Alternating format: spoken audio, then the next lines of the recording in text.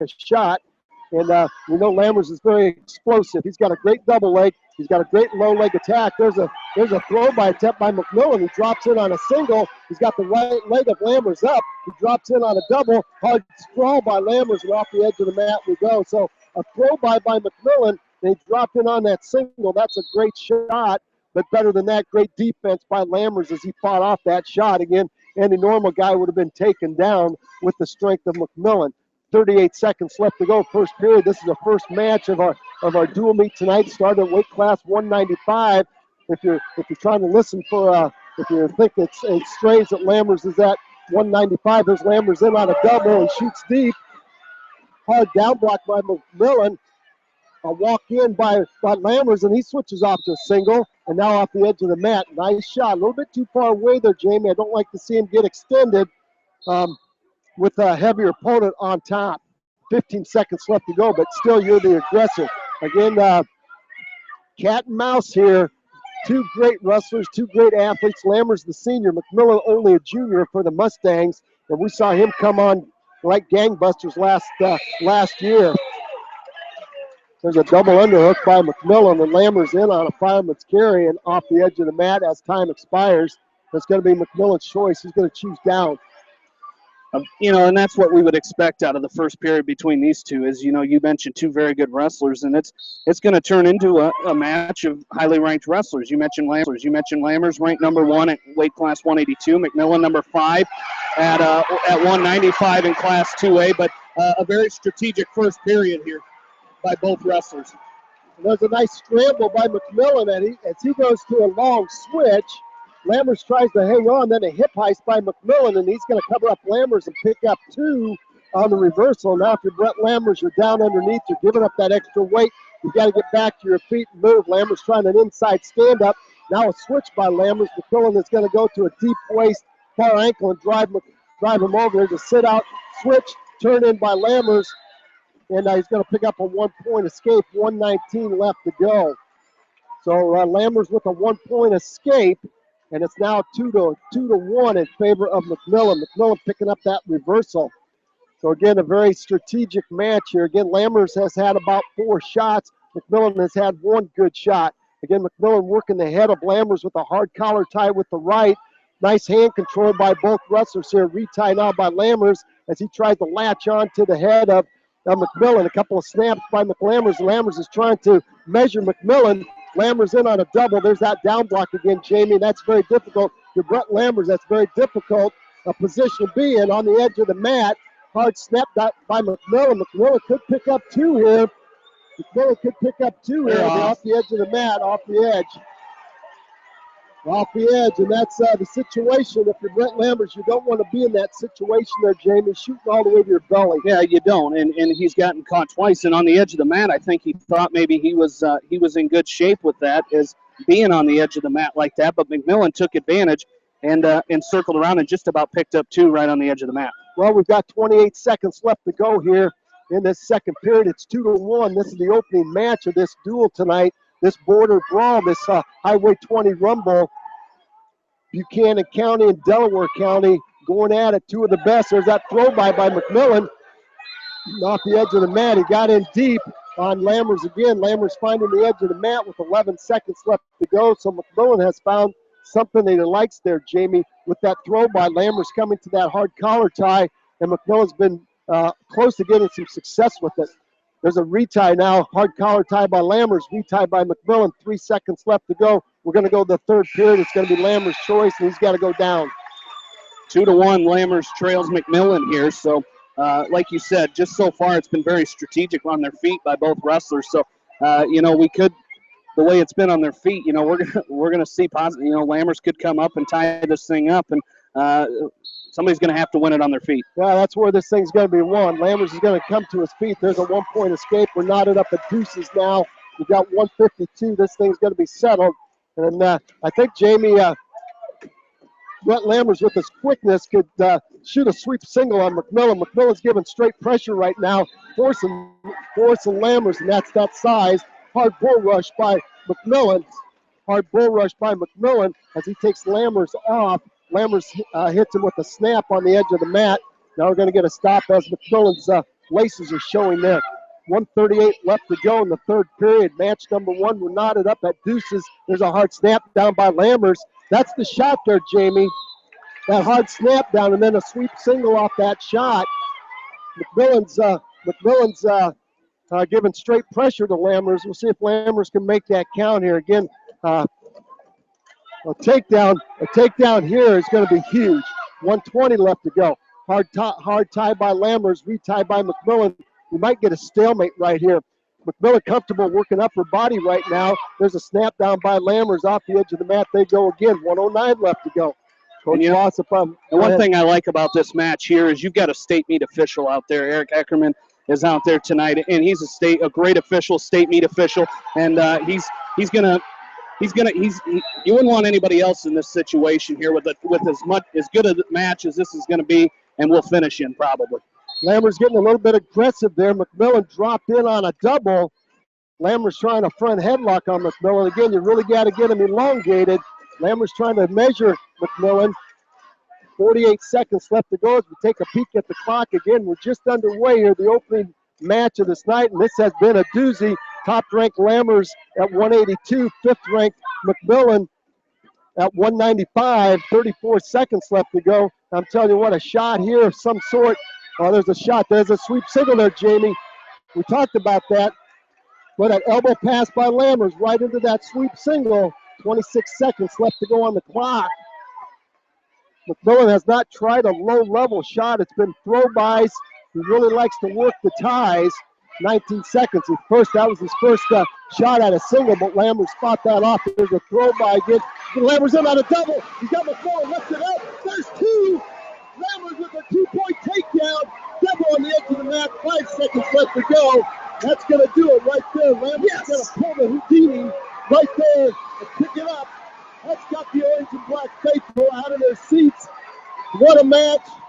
And McMillan very gracious there, Jamie, saying, hey, great match.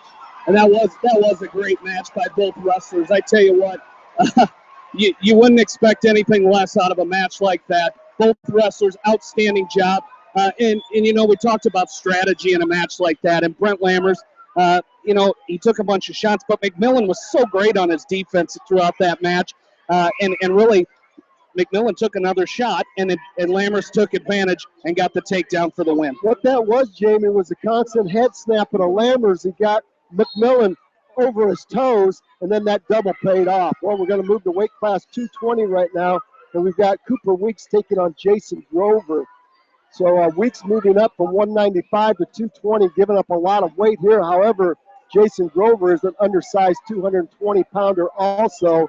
Again, probably an 84-pounder, 82-pounder, 95-pounder, and I can't quite beat Williams or McMillan. So the only spot that's left open is that spot at 220. There's a 2-point takedown by Grover, and he goes up early 2-0 on Weeks. And Jamie Cooper Weeks has filled in admirably this whole season, giving up size, a lot of times giving up some strength, but you know what? That's the heart of a wrestler right there. He keeps coming back, and he's just done a fine job. There's a hard crossface. There's a butcher by Grover, and he's got McMillan on his back. He's picking up back weight, or he's got Weeks on his back. He's got Weeks on his back right now with that butcher. Weeks is keeping his left shoulder up right now. Grover's going to have to reload that butcher. Now a reverse half Nelson by Grover. This could put the Mustangs on the board. 57 seconds left. There's a fall. 104. Jason Grover for Independence picking up the fall over Cooper Weeks. That'll put the Mustangs up 6-3. Jamie, I think that after that Lammers win, that's one of the loudest I think I've heard it in this gym. You know, that's what's so great about being in this gym is man, there's people on top of people, and it is all about wrestling. It is. Great atmosphere. It is, and it really does give you goosebumps, especially in a match like, there's been so many great matches in this gymnasium over the past how many years, and when you get a match like we had with Lammers and McMillan, when you get to hear the crowd get into it like that, it just gives you goosebumps. That certainly does, Look at them. Yeah, I tell you what, it happens. It happens. Well, we're going up to weight class 285 right now, and we've got Sam Rathbun for Independence. He's taking on Caleb Zeeser. And Austin Larkin, who is the usual heavyweight for the Mustangs, is not in the lineup tonight. He is ranked, he's a sophomore, he's ranked number 10 in Class 2A. So, and he's been out for a while because Rathman and Zeeser wrestled at the Bent Community Invitational in the first round. And so Larkin's been out for quite a bit. Zeeser threw a headlock on Rathman and got a fall in that match at the Bent Community Tournament. But, so unfortunate thing there, we don't get to see the best on the best here. No, we don't. So I'll tell you what, the Hawks would take another headlock by Zeeser. And, Rathman is probably thinking of that as they're going. Rathman's getting a lot of straight line pressure. So if Zeeser wants to set that headlock up, he probably could. 52 seconds left to go first period. And again, a hard collar tie. Rathman's probably got 6 inches of height on Zeeser. And we're going to get a stalemate, hard collar tie by both. And we're going to get a restart in the center.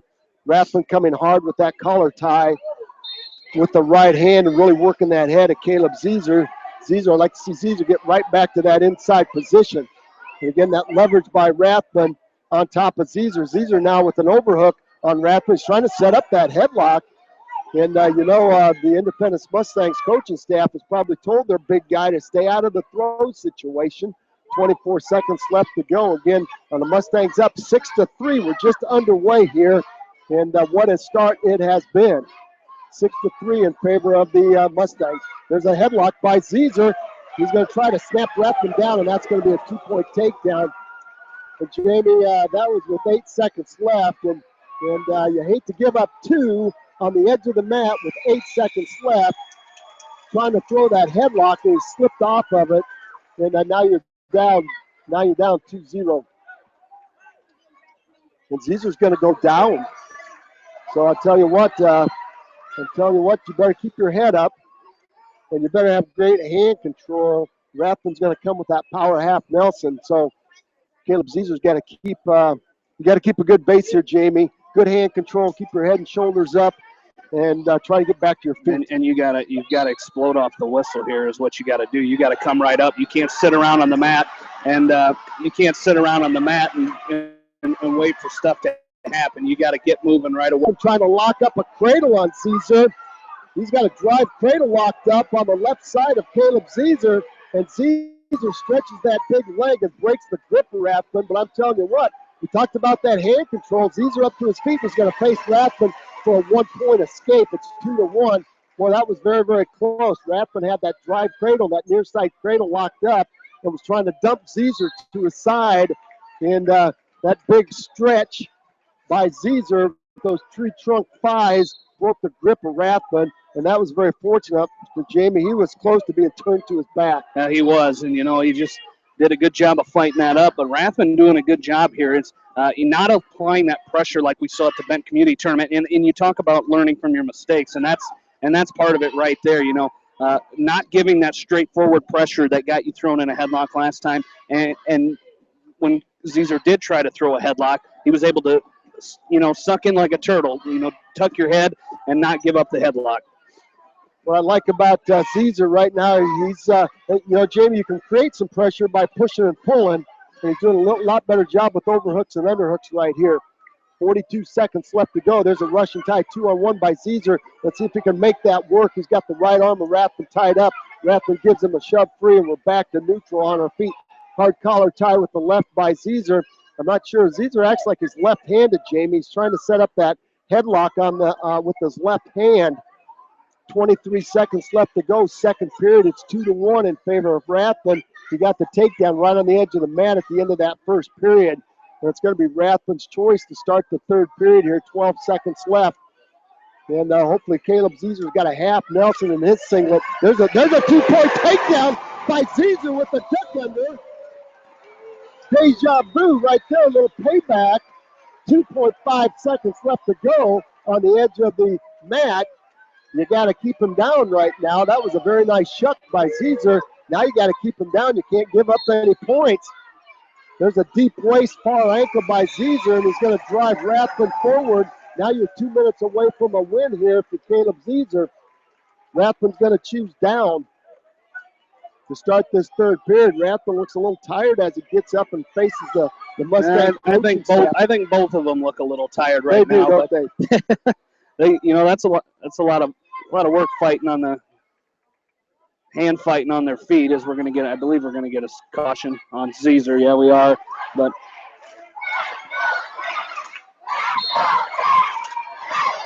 Now Caesar that's a nice breakdown by Caesar. He goes to a chop, spiral ride. He's got his weight on top of Rathman. Now power half Nelson. If Caesar could slap the power half Nelson on Rathman, he might have a shot here. He's doing a great job riding the tall drink of water from Independence. He's got a hard cross face from right to left. Now get back. Caleb Caesar's a little bit high. He's got to pick up an ankle. Rathman's going to get to his feet. He's got to escape. Boy, just had to reach back there, Jamie, and pick up an ankle. He would have been in great position. It's 3-3 right now.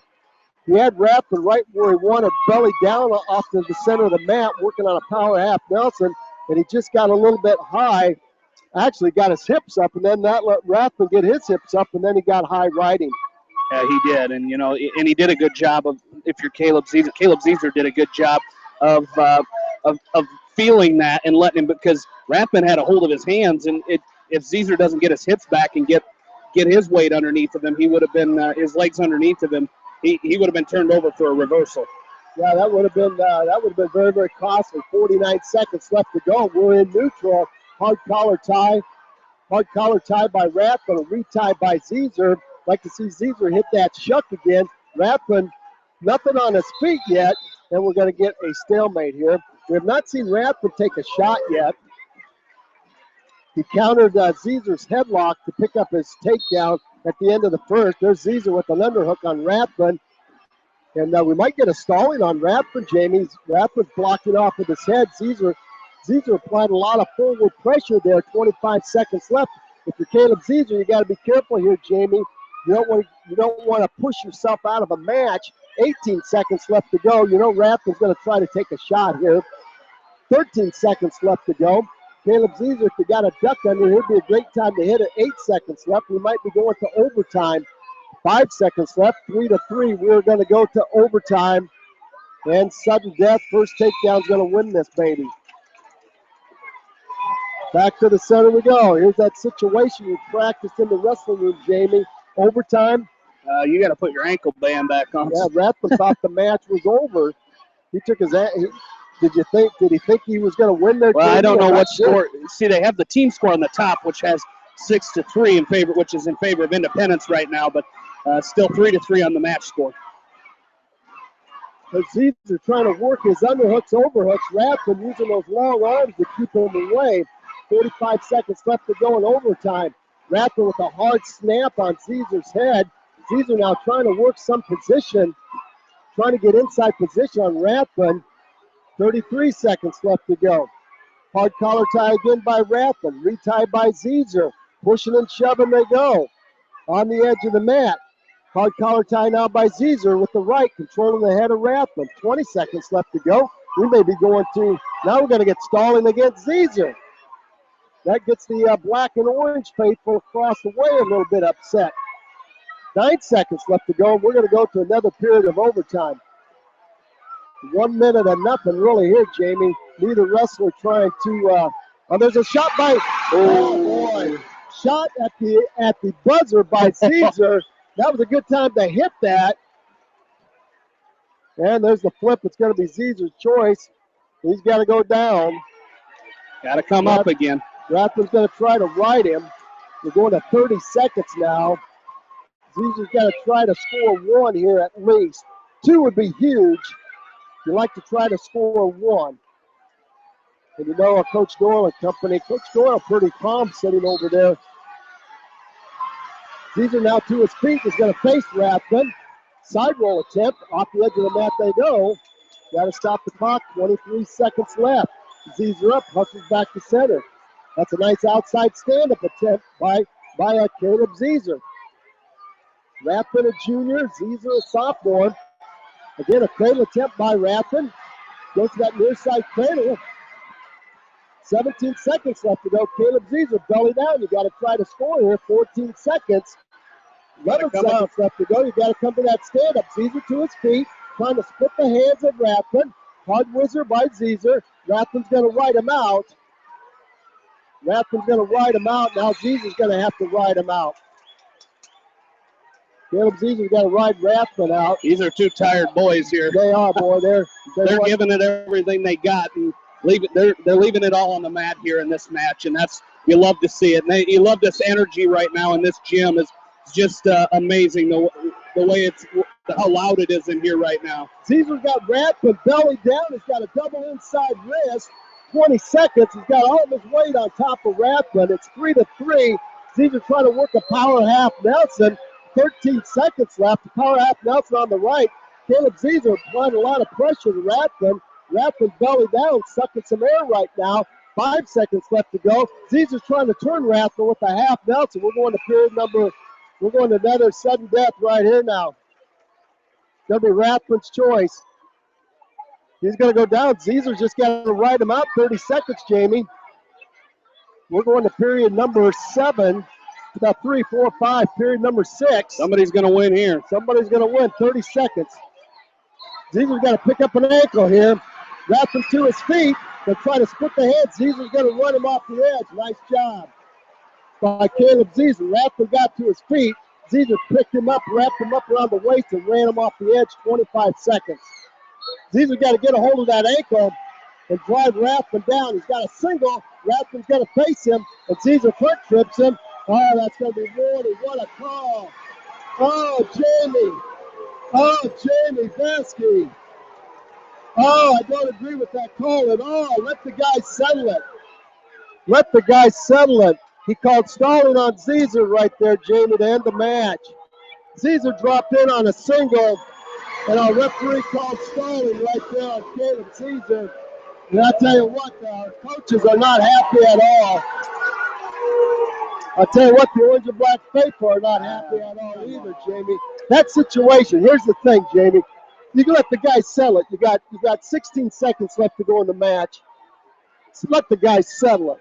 You know, Zezer dropped in on a single and drove Rathman off the edge of the mat. And I'll tell you what, that will not sit good right there. Oh boy, oh boy, oh boy. In that situation, you can't call that right there. I mean, you gotta, like you said, you've got to let the kids settle them. There's 16 seconds left. Neither one of them was real. They were both tired. They were both giving it their all, and you didn't let them settle it. You made yourself a part of it. Well, here's the other thing, Jamie. Rathman sat on his belly for 28 seconds in that other overtime. And I'll tell you what, no stalling call against Rathman. But I'll tell you what, we're up here. We're not wearing the striped shirts. That's a judgment call, and that's what he felt the call had to make. Well, we're at 106. And this is Ben Litterer taking on Jarrett Orr. Orr with the fireman's carry on Litterer.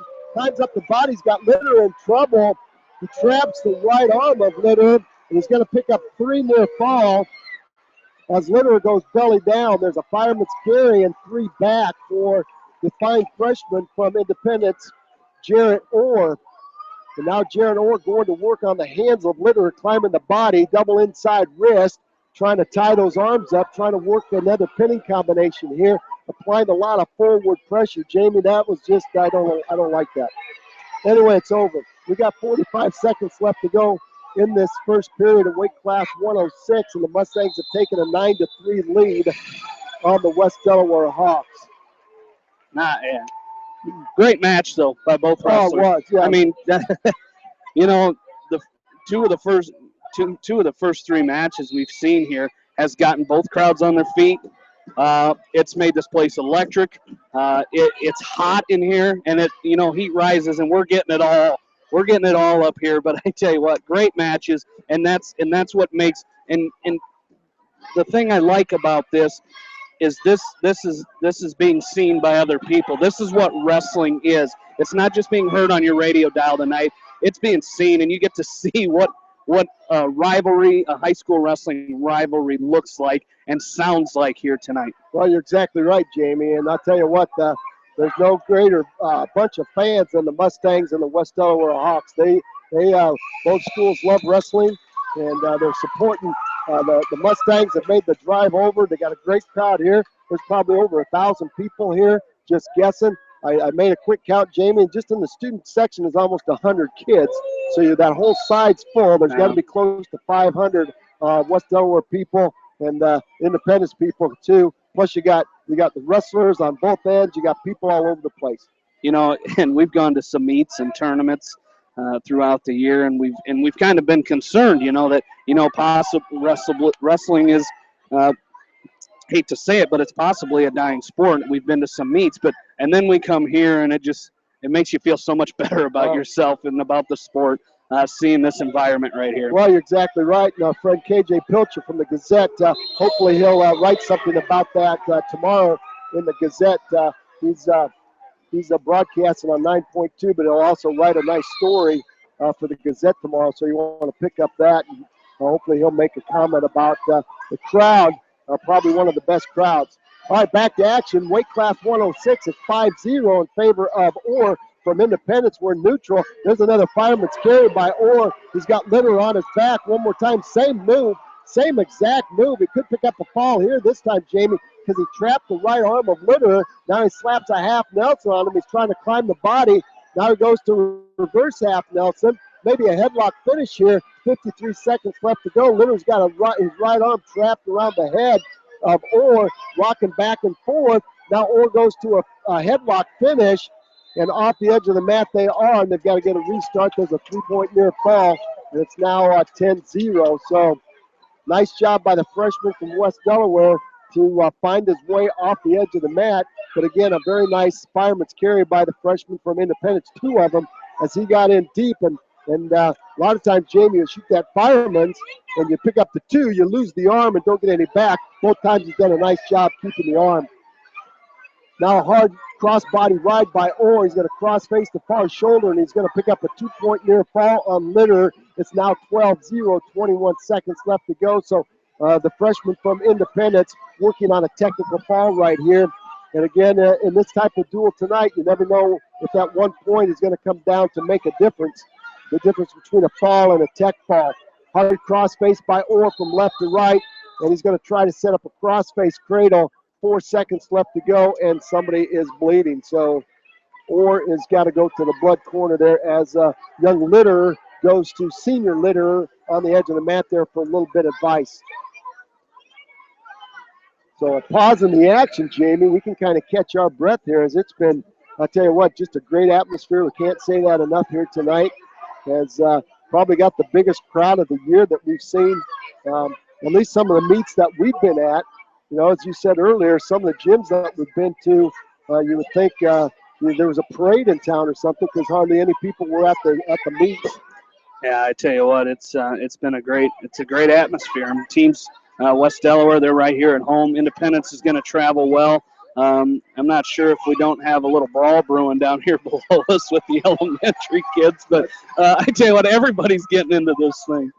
Well, and you know what the thing is, Jamie? People like good wrestling. Yeah. They want to watch good wrestling as the second period comes to a close here. People want to see good wrestling, and when they know these two teams are going to wrestle, you're going to see good wrestling, and that's what it's all about. And people will pay $5 to watch good wrestling and watch kids give it up and fight and scrap. And I'll tell you what, that's what we're seeing here tonight. 2 minutes to go here. Third up on the clock, third period. Orr's going to choose down. And that's a 2-point reversal quickly, 14-0. So we'll see if Orr lets him up or tries to turn him over for the fall. He's working that cross face from left to right. And he's trying to turn Litter to his back. Litter trying to keep this thing to a major decision. That would be huge, only giving up 4 instead of 5. He's going to curl Litter up in that crossface. He's going to dump him to his back. Litter doing a nice job with hand control, trying to stretch his right leg out and keep Orr from locking up his hands. Orr goes right back to that Turk, puts a legging on the left side, goes to crossface, far shoulder. Now he's going to cut Litter loose. 1 point, no, he's not. He tried to cut Litter loose. Litter dove in on a leg, so Orr had to cover him up. There's a pancake by Orr. Litter's going to try to roll through. No back points yet. Litter trying to roll out of the pancake. There's the pancake. Going to pick up back points here. And Litter now trying to fight off his back as Orr is trying to tighten this thing up with 53 seconds left to go. Miller's going to go belly down. If he can free his right arm, he's got a chance of getting out, and he's going to roll through, and that's going to do it. It's going to be a tech fall. 3-point. 3-point near fall, 17-0. That gets a round of applause from the Mustang crowd here, and gets a nice clap from the West Delaware Hawks fans. Again, Jamie, you give up 5 instead of 6 in a tight dual meet. That's huge. Yeah, it is, and you never know when that 1 point is going to make a difference here. And I tell you what, that's a great job by Ben Litter, not giving up the fall there and fighting off his back. Well, we're going to go to weight class 113, and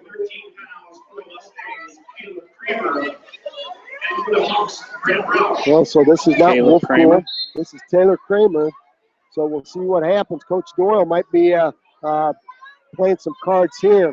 Brad Roush shoots in on a double, left his arm out, Jamie, and he gets pancaked to his back. Great shot by Roush as he got in deep. And Roush is going to try to roll Kramer through. But Kramer's going to cover him up. That's going to be a 3-point near fall, a takedown and a 3-point near fall for Kramer. Roush came in on a nice double shot, Jamie, and he made the cardinal mistake of leaving his elbow out, and that made it easy for Kramer to pancake him. Yeah, it certainly did. And, you know, he's got a – that's – like you said, he would have had a good shot, but, you know, you leave that elbow up, and that's what's going to happen. And now you got to fight back from a 5-0 deficit. And that is very, very difficult. We don't know what grade Kramer is in. He's a freshman. All right, he's a freshman, so there you go. There's one of those matches that could go the Hawks' way. You got a sophomore, Brad Roush, with a lot of varsity experience this year, taking on a freshman. There's a nice reversal by Roush as he picks up 2 with a nice switch on the freshman, Kramer. So now Roush goes to work with a hard cross face of his own from left to right. He steps over the left ankle of Kramer and tries to curl him up with a cradle. He might have a cradle locked up. He's got 49 seconds. He's trying to take that head to the knee. But stay with that cross face. Left to right, once again, he shoves the right elbow of Kramer and tries to get that cross face locked up. Kramer doing a nice job with hand control. I like what Roush is doing. He's sitting over that left ankle of Kramer and doing a nice job keeping Kramer's hips down, applying a lot of forward pressure.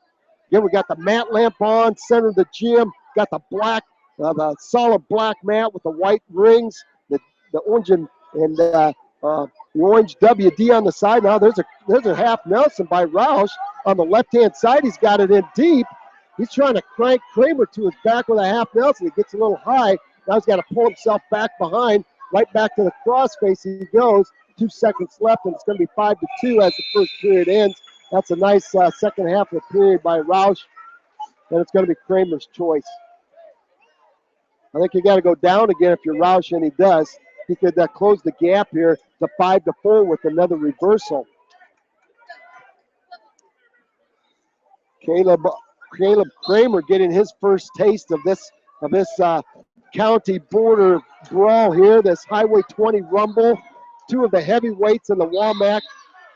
Jamie, I think I can't remember the last time it was either West Delaware or Independence winning the WAMAC. We'd have to go back and check on that. It might have been Western Dubuque thrown in there. I can't remember, but these 2 heavyweights have fought and fought and fought. Now there's a cradle by Kramer.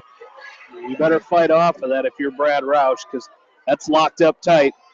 Well, he did an outside stand-up, and he kept his head down, and that made it easier for Kramer to lock up that cradle. And if you're Brad Roush, you got to stretch out and break the grip, and he does. Well, you got to keep your head up. He came to an outside stand-up and left his head down, and that made it easier for Kramer to lock that cradle up. Now, Kramer applied a lot of forward pressure, and now a tilt attempt by Kramer. He might have Roush on his back. He's got the left arm of Roush wrapped around his stomach and tries a tight waist tilt with it, and Roush has to go belly down again. West Delaware coaching staff up out of their chairs telling the young man to get back up to his feet. 1:04 left to go. Roush now up to his base. There's the outside stand-up. Going to try to get to his feet. He does. He's going to split the hands of Kramer. Kramer's going to lock on, drop down to a single, front trip Roush, and back down to the mat we go. Nice job there, Jamie, with hand control. He did get his hips out with that and pop his hips and create some space. Kramer was able to stay with that tight waist and dropped in. 37 seconds left to go. And Kramer still up on top. It was Roush's choice. Kramer deferred and Roush chose down. So if you choose down, you got to make it count here, scoring some points. 24 seconds. This is a match that West Delaware thought they could be in on and score some much needed points here. Again, our dual meet scores 14-3 in favor of the Mustangs after 4 matches. There's a half Nelson by Kramer on the right side of Roush. He's got it in deep. Roush has to reach up and pull it off. Half Nelson with an inside wrist. Kramer gets a little high. Roush to his feet and try to hit a 1-point stand-up, and we're off the edge of the mat as the period expires. It's going to be Kramer's choice to start the third. So here I was trying to figure out your stats for you, Roger. I know you have them somewhere. And, you always do. And I tipped my bag upside down, so it's everything's on the floor. Do you need your light back there so you can see? No, I think I about got it all. All right. Well, it's going to be Kramer's choice, and he looked over to the Mustang coaching staff, and they said to choose up. And Brad Roush, right on cue there, comes to a stand-up and splits the hands. This time he pops his hips and scores a 1-point escape. It's 5-3 now, so Brad Roush is 2 points away from tying this up. Front headlock now by Kramer. He's got the head of Brad Roush buried in the mat, locking up a front headlock, trying to cut the corner. Roush doing a good job keeping control of the elbow, and we're going to get a stalemate. 1:24 left to go, 5-3. Roush has a nice double, but he's got to keep those elbows in tight. 5-3 is our match score. 14-3 is our dual meet score. We started at weight class 195. There's a short arm drag attempt by Kramer, and doesn't go anywhere with it. A reshot by Roush, and a down block by Kramer and off the edge of the mat. So a restart we go right to the center of the mat. 1:10 left to go. Brad Roush is a takedown away from tying this up. Kramer's a takedown away from building this 2-point lead into a 4-point lead. There's a single shot by by Roush. He's got his head on the outside. He's got to pull. He's trying to cut the corner on Kramer. He's got to pull that right knee in. A nice down block by Kramer. He's draped on top of Roush and he scoops the ankle. 42 seconds left to go. We might get a stalemate here. Roush hanging on, and we're going to get a stalemate. Roush hanging on to that right knee of Kramer. Coach Doyle now up out of his chair as he's trying to spur his young freshman on to a big win here. Roush trying to measure Kramer with a couple of snaps with the head. 30 seconds left to go. There's a sweep single by Kramer in deep. Roush has to find the edge of the mat, and we're going to get a restart. 27 seconds left to go here. Again, weight class 113. Roush has to get going here. He needs a takedown to tie it up. 22 seconds left. I'm not sure if he knows how much time's left, Jamie. He doesn't sense any urgency out there at all. 15 seconds left to go. Roush drops in on a shot. Back in on a single. Let's see if he can pick that leg up of Kramer. He's going to reach around and spike it. He's got 7 seconds, but he's going to run out of time. 4 seconds. Nice down block by Kramer. He's going to stuff the head of Roush. That's going to be a 5-3 win for the freshman. So that was one of our toss-up matches coming in, and that toss-up match went the way of the Mustangs, Jamie. And it was right there. You look at that 5-point move that Kramer hit to start the match, and you said it. It's hard to dig out of that hole. Yeah, it is. And, you give up the takedown without the near fall, and you've got a 3-2 win, but you got thrown to your back because you left your arm hang and got pancaked to the mat. So we will see Engel and Evans here. Mitch Evans for Independence, ranked number 7 If you can read my chicken in the state. There. And I believe he won that tournament on Saturday. Second. Second he did. Okay. I think you're right. That was quite a tournament. Many outstanding tournaments over this past weekend. And Jamie, as this match just gets underway, there's going to be a very outstanding tournament on Saturday at Epworth. That's a meet in which you will want to get there early to get a seat for the WAMAC tournament hosted by Western Dubuque. That is going to be a barn burner. There's a number of 5 schools that have a shot at winning that thing this year. So you'll want to get there and get your seat early. There's a front headlock by Engel on Evans. and Evans is controlling that elbow, that right elbow of Engel. He's got a short drag and scoop behind Engel, and he's going to pick up the 2-point takedown. Now he locks up a cradle. He's got Cole Engel on his back. This could be a fall, Jamie, as Evans is locking his crossface cradle up tight. He's going to put his head in the forehead. There's a fall in 105. Got his bottom knee in the side, put his forehead right in the temple. His forehead went in the temple of Cole Engel, and got that bottom knee in the side. And all of a sudden, Jamie, you look at the scoreboard, and all of a sudden it's 23-3. Yeah, and Independence right now, we're kind of getting into the heart of the Independence lineup, and I tell you what, you're gonna see some good wrestlers here. As we started at weight class 195, West Delaware got its only win of the dual meet with Brent Lammers defeating Matt McMillan, who's ranked number 5 at 195 in Class 2A. Lammers number 1 at 182. That was a 4-2 win by Lammers that put the Hawks up 3-0. Jason Grover from Independence then pinned Cooper Weeks in 1 minute 4 seconds.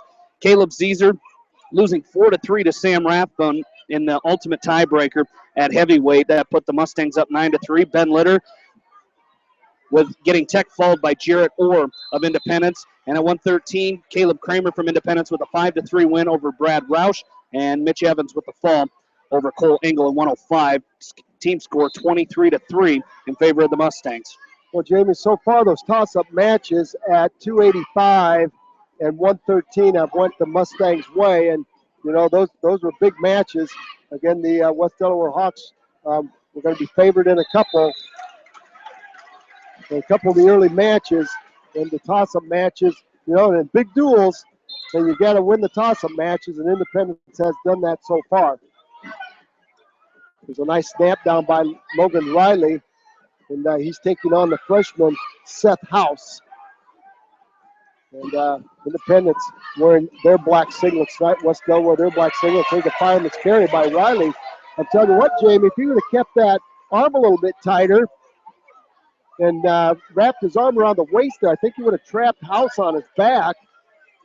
But he picked up the 2 and pulled his head out very quickly and covered the hips. Now he's trying to ball and chain tight waist tilt on Seth House to pick up some back points. Yeah, he would have, but regardless, nice job there on that fireman's carry by Logan. Getting himself on the board and getting himself into this match. Well, he's been a part of this duel for 4 years now, one of the seniors in the West Delaware Hawks lineup. So he knows what this duel is all about.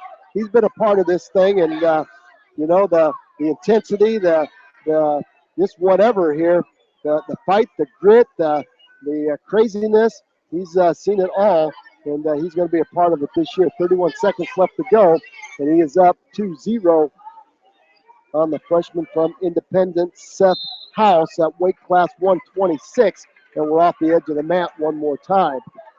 So if you're West Delaware, you're looking for some bonus points right here. If you're Independence and you're Seth House, you're going to fight to win this thing, and if you can't win it, you're not going to give up any bonus points. There's a deep waist far ankle by Riley. Now a hard crossface from right to left, and he curled up Seth House, trying to set a crossface cradle up, and House plays the brick there and goes he straightens out on the center of the mat so Riley could not curl him up. 5 seconds left remaining in this first period, and that's going to do it. Riley with a nice first period, 2-0. And it's going to be House's choice. He's going to defer over to Riley, and Riley's going to choose down. Well, you got to pick up 1 or 2 if you're Logan Riley, 1 and then 2, and keep working on building this lead. Jamie, we've talked about this through the course of this season. You're up, you're wrestling very, very well, and you can't sit on a 2-point lead here. You got to continue building that lead. I tell you what, that was a borderline. A referee might have stopped that, Jamie, as Logan Riley could not protect himself when he came back down to the mat. A standing chicken wing by Seth House. Riley came up, and House picked him up and then brought him right down on the back of his neck and the shoulders. And that got I imagine there are some parents over on the West Delaware side that were a little bit nervous after that. Yeah, and it was borderline. Nice job though by Logan. Once he got down to the mat, he continued to wrestle and got himself back up. But nice job there now you got to get back to work underneath if you're Logan Riley. Well, there's a cradle attempt by House. Riley comes to a nice stand-up, and he's going to split the hands of House, and he's going to pick up a one-point escape. House tried to come over the top of Riley. House tried to come over the top of Riley with the cradle. And this freshman from Independence is not backing down whatsoever here. Not intimidated one iota of the senior from West Delaware. 3-0 is all. 1:15 left to go, second period. Back to neutral we are. Seth House now trying to work that head. Trying to work the head of Logan Riley. Riley doing a nice job with the snap, snap, snap. Riley's got a very quick couple of steps there, and he's doing a nice job working the head. House tried to drop it on a single. There's a double now by House. Reshot by Riley, and we're going to go off the edge. Coach Voss up out of his chair now and saying, stay with the tie, work the head. West Delaware has had some success with that collar tie, Jamie, working those short snaps and getting Independence out on the front of their toes. Yeah, and they've been successful there tonight. Is only 2 takedowns for the Hawks in this dual meet, but I tell you what, they've been successful at least at getting the Mustangs off balance, and that's going to create opportunities to score, and the Hawks have got to start taking advantage of that. There's Seth House in on a double of his own, a double underhook by Riley. He has to go to sprawl position. I think we're going to get a stalemate here, maybe not. 11 seconds left to go. House drops back in, reshot on that double, and Riley's going to pull him up, lift him up with that double underhook, and we're going off the edge of the mat with 7 seconds left. It's going to be House's choice to start the third period as he deferred over to Logan Riley to start the second. And it's going to be House's choice. He's going to choose neutral. Just kind of surprising. Thought he might like to choose down and pick up 1 and then 2 for the takedown to tie it. House trying to work that double. It's basically a straight shot. It's no setup at all. And we'll see if Logan Riley can do some side-to-side moving, Jamie, and he's starting to do that so you're not a standing target. 23-3 is our dual meet score. 3-0 is our match score here. There's Riley's going to try to launch Seth House on the edge of the mat with a lateral drop. It's kind of a reshot. So House came in on a double. An underhook and an overhook by Riley. Almost had House to his back. And we went off the edge of the mat, so back to the center we go. 1:23 left to go. Riley in that staggered stance, moving right to left. House staying in this square stance. There's a snap. We're going to get a warning for stalling, Jamie, against Riley. A warning for stalling against Logan Riley. Oh, boy. I'm not sure I understand that call. Riley's been working some offense. 1:03 left to go. 23-3 is our dual meet score again. Hard collar tie by Riley. Riley hasn't been backing up, Jamie. No, he's been working a lot on his offense here. Now he's going to get in on a shot here. Dive in on a double. Don't like to see him in this situation here, though, because he got in, he got sprawled out, and then he hung his head. Well, see, and that's exactly what that stalling call did. That's exactly what that stalling call did there, Jamie. Now it's a takedown by House, an escape by Riley. He's up 4-2 now. 24 seconds left to go. You get that stalling call, and that forces you to take that bad shot. He does the same thing again. He drops in, no penetration. 13 seconds left to go. See if he can pull this 4-2 win out. The front headlock by House. A double by Riley on the edge of the mat. There's 7 seconds left. Now, if you're Logan Riley, you can give up a stalling point here. You just don't want to give up a 2-point takedown. You got to be ready on the whistle. There's House with a long double shot. 2 seconds left. Logan Riley's going to win this match 4-2. Well, that's what you do as a senior there, Jamie. You pick up the win. And you try to get the momentum back on the side of the West Delaware Hawks. Not a pretty win, but a win's a win in this duel. Yeah, it certainly is. And so All right, well, we're going to take a short break and come back. We'll bring you back for the 132-pound match as Owen Ward will take the mat for the Hawks. Right after this, you're listening to High School Wrestling on Mix 94.7 KMCH. This is our TV timeout. Seven matches.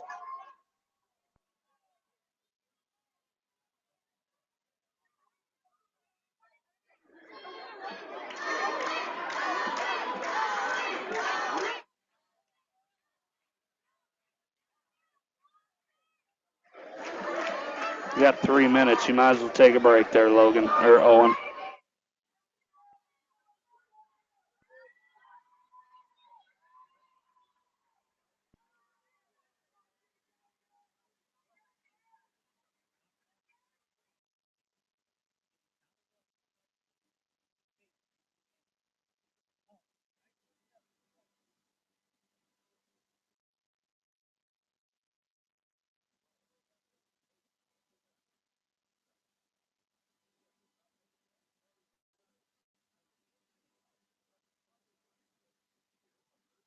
$10 minutes? She told me it was 3. Yes. Yeah. Well, I hope you enjoyed the recap on TV, Janelle. Do you have it on? Oh, that's terrible.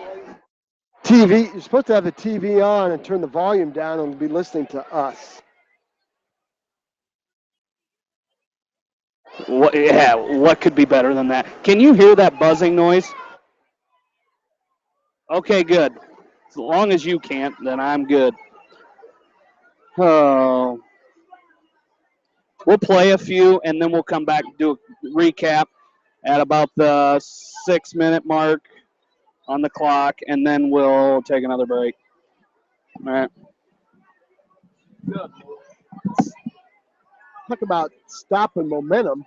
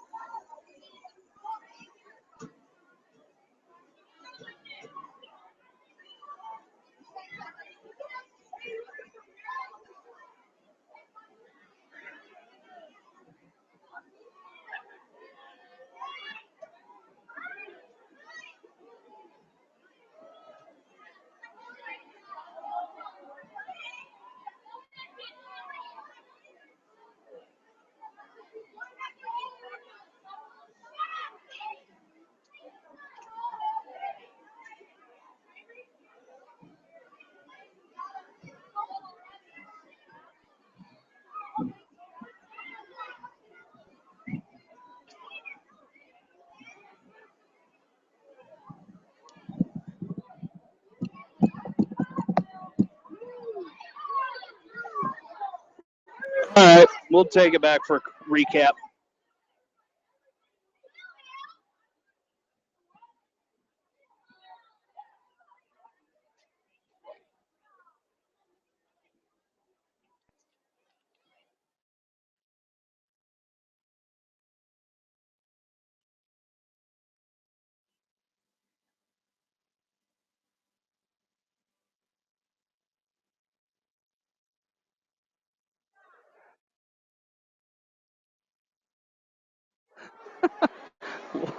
Welcome back into the West Delaware Gymnasium. I don't ever want to see that again.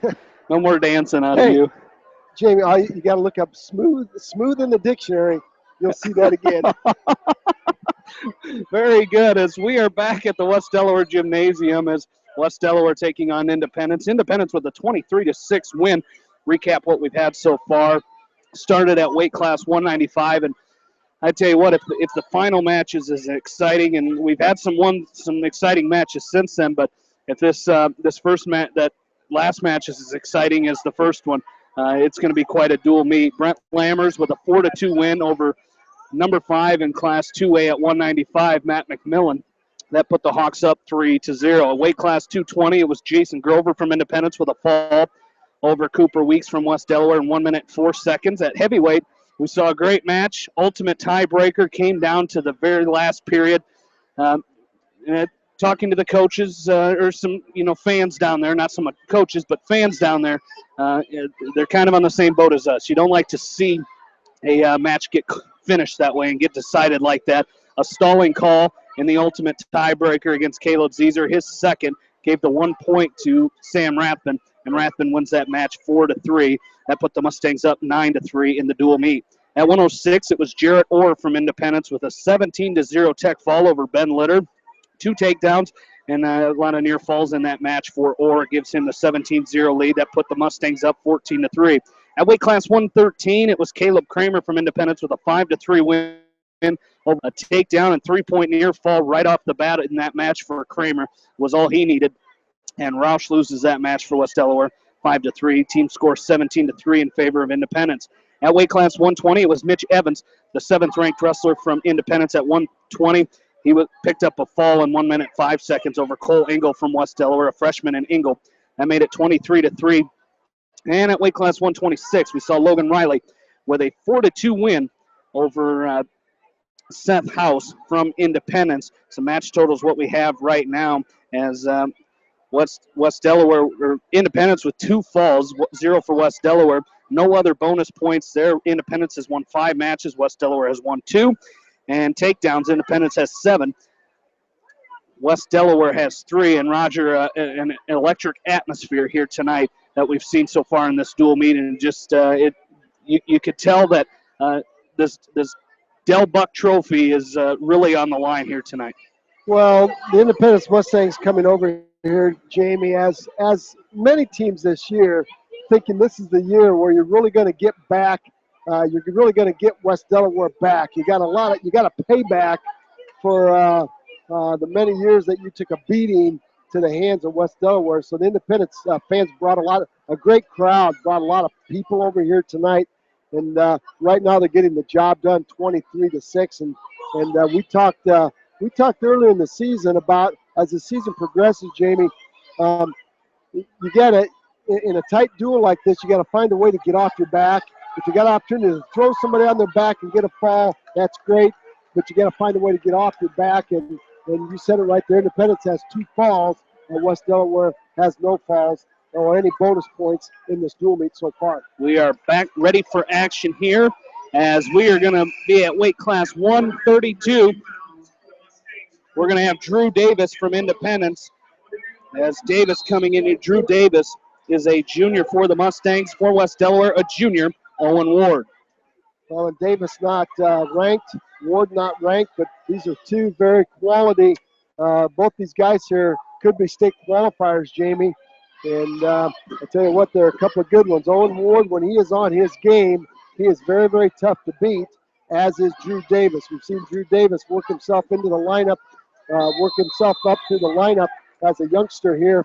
He's been a mainstay in that Independence Mustang lineup for 3 years. So He's got a lot of varsity experience. He's wrestled in some big-time matches, some big-time tournaments, and they wrestled last year. Well, they wrestled in the Jerry Eckenrod here, where Ward picked up a 5-2 win. So these two have seen each other. And this is going to be huge. There's a fireman's carry attempt by Davis. He's in deep on Ward. Ward has to go to a hard down block, and Davis is going to try to dump Ward. Ward's going to try to work himself out of it. And I'll tell you what, he hung on just a little too long there, Jamie. He's got to bail out. Drew Davis traps the right arm of Ward. Ward finds himself on his back, rolls through, and now a half Nelson by Davis, and Ward's going to have to peel that half Nelson off, and it's going to be a 2-0 takedown for Drew Davis. So Ward finds himself in a bit of a hole. Now an inside stand-up by Ward, splits the hands of Davis, pops his hips, turns and faces Davis for a one-point escape. It's now 2-1. So Owen Ward, that looked really, really bad for Owen Ward, but he found a way to work himself out of it. There's a short arm drag by Ward. Nice job. You see Independence here is trying to take advantage, Jamie, of the movement of West Delaware. Independence is coming out in that square stance and basically taking a straight shot in on the Hawks. They're in that staggered stance, doing a lot of forward motion. There's another fireman's carry by Davis, and he's gonna pick up Ward and cover the hips again as the period ends here. It's going to be a 4-1 lead for Drew Davis. 2 fireman's carries, so Owen Ward will have to watch the tape here. Again, this is a match in which West Delaware was favored to win, and now Owen Ward finds himself in a bit of a hole. Outside stand-up by Ward. Davis goes tight waist, far ankle, drives Ward back down to his base. Ward on all fours now, hands and knees. Spiral ride now by Davis, claw ride by Davis. Deep thigh with the left, under the arm, around the neck with the right. There's a sit-out turn in by Ward. Now an outside stand-up by Ward. He's got to get that hand out of the inside of his thigh. That's what's controlling him right now. 1:31 left to go, second period. Again, a hard spiral ride by Davis, doing a good job of controlling the hips of Owen Ward. 2 takedowns for Davis, a 1-point escape by Ward. 1:18 left to go, second period. And now we're going to get stalling against Ward, Jamie. Unbelievable. Unbelievable. Davis riding parallel, hanging on to a deep waist and an inside wrist, not getting off the legs of Owen Ward, and Owen Ward gets dinged for stalling. But anyway, back to action we go. There's a nice stand-up by Ward this time. Davis drops in on a single. There's a scramble. There's a 2-point reversal.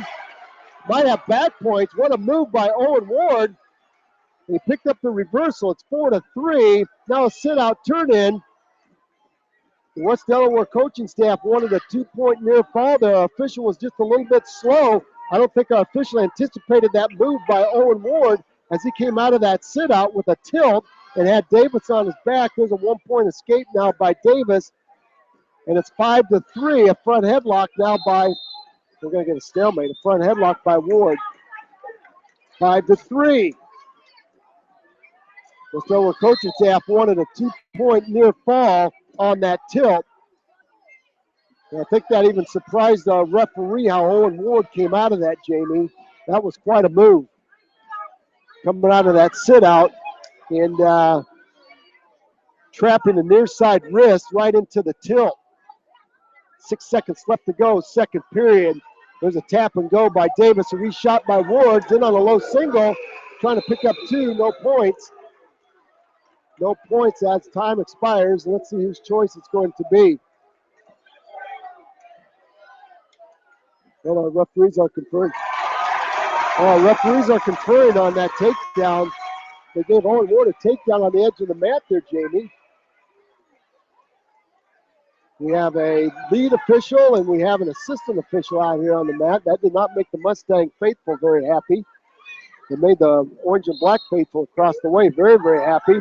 There's a stand-up by Davis, quickly to his feet. Ward's been warned for stalling, so he's quickly got to go. He's quickly got to bring Davis back down. There's a nice tight waist by Ward. Switch attempt by Davis. Re-switch by Ward. Davis is going to pick up a 1-point escape. Davis picks up a 1-point escape, and we're going neutral. Both wrestlers walking very slowly back to the center. 6-5 lead now.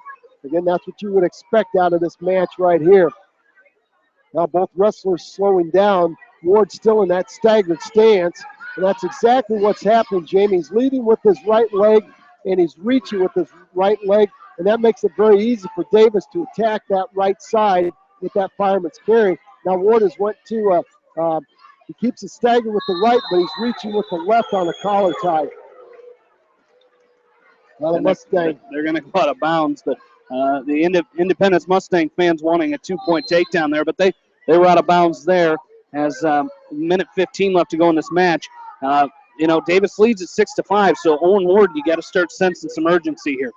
Well, you certainly do, and Drew Davis, is still working. He's still trying to set up that fireman's carry. Again, Davis in that square stance, content to stay there. Ward in that staggered stance, leading with his right. Davis now working the head of Ward. Ward has been warned for stalling. Again, Jamie, you called it. If you're on Ward, you got to sense some urgency right now with a shot. He could certainly use a 2-point takedown and a near fall. Easier said than done against a quality opponent like Drew Davis. But again, when you beat somebody 5-2 earlier, you don't want to lose to them the second time around, especially when that seeding meeting is going to take place tomorrow at Marion for the Walmart Conference. So Owen Ward would certainly like to have a win here. 30 seconds now. Here's that situation you work on in the practice room. You're down by 1 with 30 seconds. You've been warned for stalling. You got to set up a shot. Owen Ward on the get-go here. There's going to be a shuck by Davis. Ward's going to try to find the outside. He's going to turn and face Davis. And off the edge of the mat they go. Back to neutral with 15 seconds left. Owen Ward needs a shot of some kind here, Jamie. Owen Ward on the attack here. He's got to get going. He's down to 12 seconds. Working that collar tie. Gotta 6 go. seconds left to go. You got to make a shot. Now who's blocking off, Jamie? Davis blocking off. Now we're going to get warning against Davis with 1 second left. 1 second left in this match, and that's going to do it. Long shot by Ward. That's going to be a 6-5 win. That's a match right there where the Hawks were expected to win that, Jamie. It's slightly favored. And once again, the Independence gets the job done here. And you win another close match, and that's what the Mustangs have done here tonight. Well, they certainly have, and they've found a way. They have found a way to win those tough matches and them close matches, and that the Hawks haven't been able to win so far in this dual meet. The Hawks have only won 2 matches, so really got to start. You want to keep this thing within reach. You got to start winning here pretty quick. Well, you're exactly right. We're going to go up to weight class 138. Bennett Cole is taking on Tanner Erickson Dale. Jamie, this is one of those toss-up matches. We've seen Tanner Erickson Dale in the lineup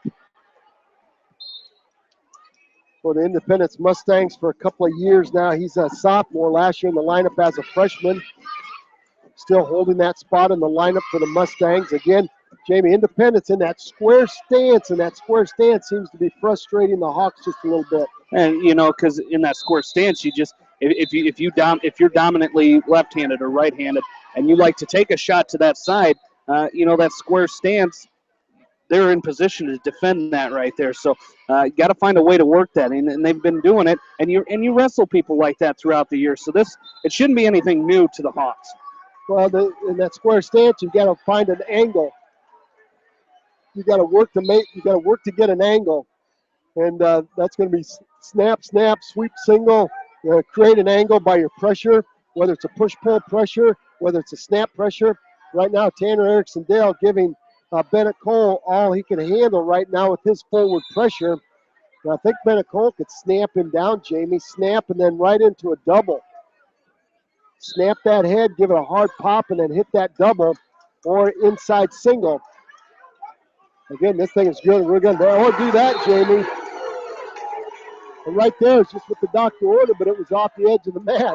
Erickson Dale was giving Bennett Cole straight line pressure, and Bennett Cole lateral dropped him right on the edge of the mat. Couldn't keep his right foot in Tell you what, if he could have kept Dale in, that would have been a fall for the Hawks. I don't know. I've noticed a trend with that lateral drop. It's almost like kids are afraid to use it because how often do you see a lateral drop that's off the edge of the mat, except maybe Alex Reitz when he goes to hit it. But every time you see a lateral drop thrown, it is off the edge of the mat. And I understand because if you get caught trying to hit a lateral drop, you're in a world of hurt. But it's just you'd like to see some of the take that pressure when he's applying it right away rather than waiting till you're 6 steps back and right on the edge of the mat. Hit it right away. Well, you're exactly right, especially when it's straight line pressure. That's the best pressure you can get for a throw like that. There's a nice high crotch by Cole, but he only had one hand on the right leg of Erickson Dale. Dale coming with a hard collar tie now, retied by Cole.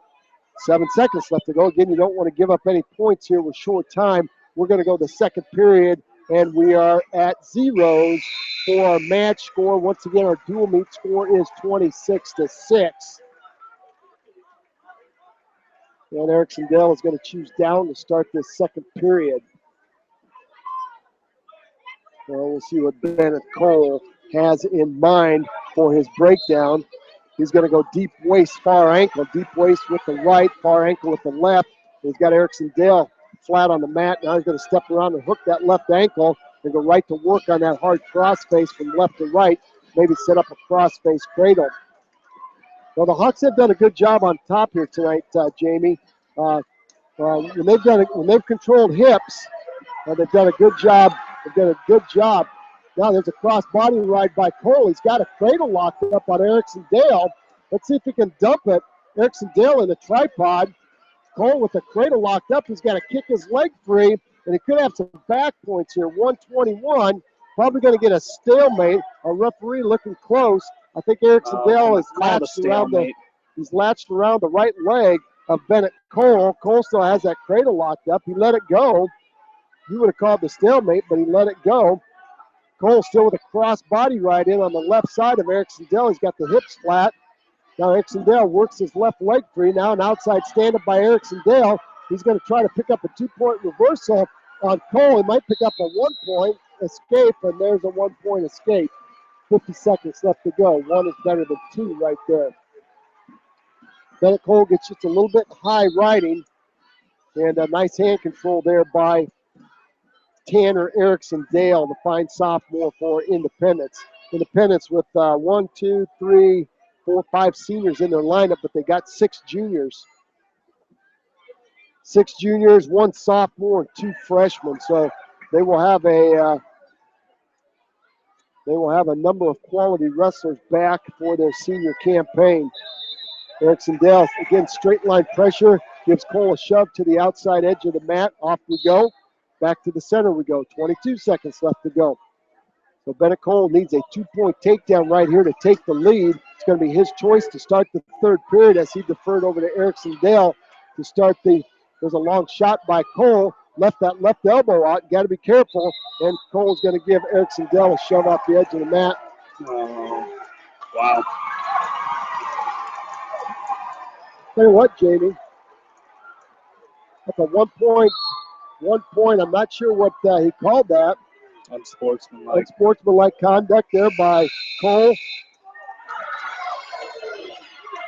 As Cole lateral dropped. Erickson Dale again as the buzzer sounded.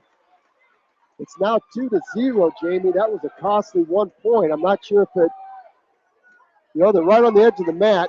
Again, sometimes as an official, when they're on the edge of the mat like that, you've got to step in to prevent some of that. You do, and you know time is running out, but yet you let it continue to go there, and you got to get over there, and you got to really, like you said, anticipate it a little bit.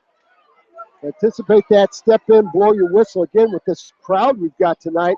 I tell you what, these wrestlers got their headgear on. We've got a lot of crowd noise. Sometimes it's hard to hear that whistle, and it's hard to hear the buzzer.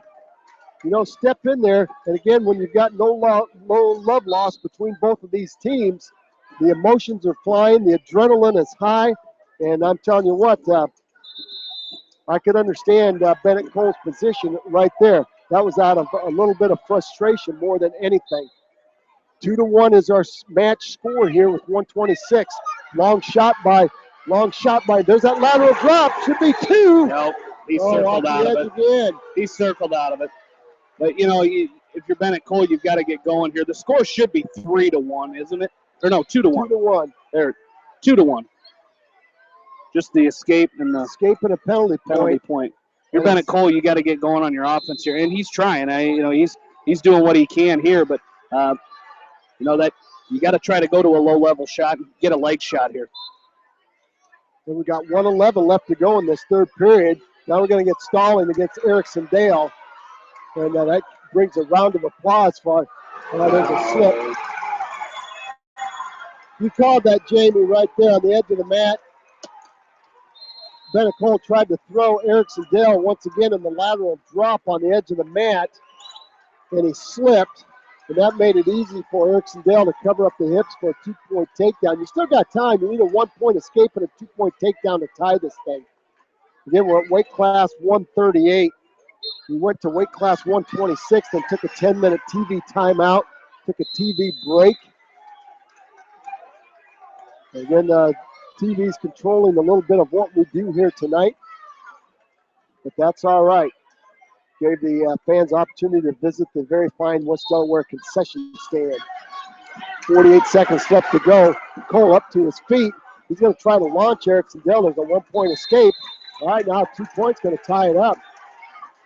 Bennett Cole, Jamie, he's got some happy hips here, you know. He's got some good hips, but he's got to set that shot up. You know, create some action. He's coming in that staggered stance. There's a shot. There's a snap and spin by Erickson Dale, and Cole's going to turn and face him. Coach Lenz up off his chair said, hey, that's great movement as Bennett Cole hustles back to the center of the mat. 29 seconds. These guys are banging heads, and these guys are getting after it, Jamie. I am not kidding you one bit. It's 4-2. These guys are just absolutely banging heads. There's a low-level shot by Cole, and he's going to let his head down. There's going to be a spin by Erickson Dale, who's going to pick up 2.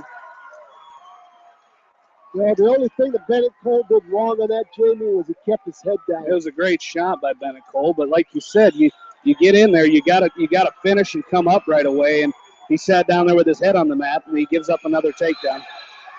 And that's another toss-up match that went. That's a toss-up match that went the way of the Mustangs once again, Jamie.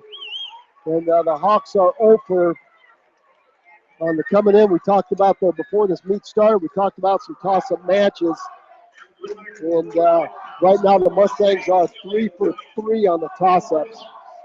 And the Hawks, the West Delaware Hawks, in a very deep hole right now, 29-6. Again, you know, the back of the mind, some of these, Jamie, some of these West Delaware Hawks that played football, that game right there is also in the back of their mind. They certainly would like to get a little payback here.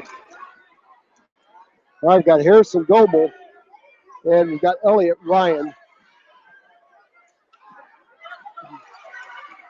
Let's see if Harrison Goebel, we know he is tough on the mat.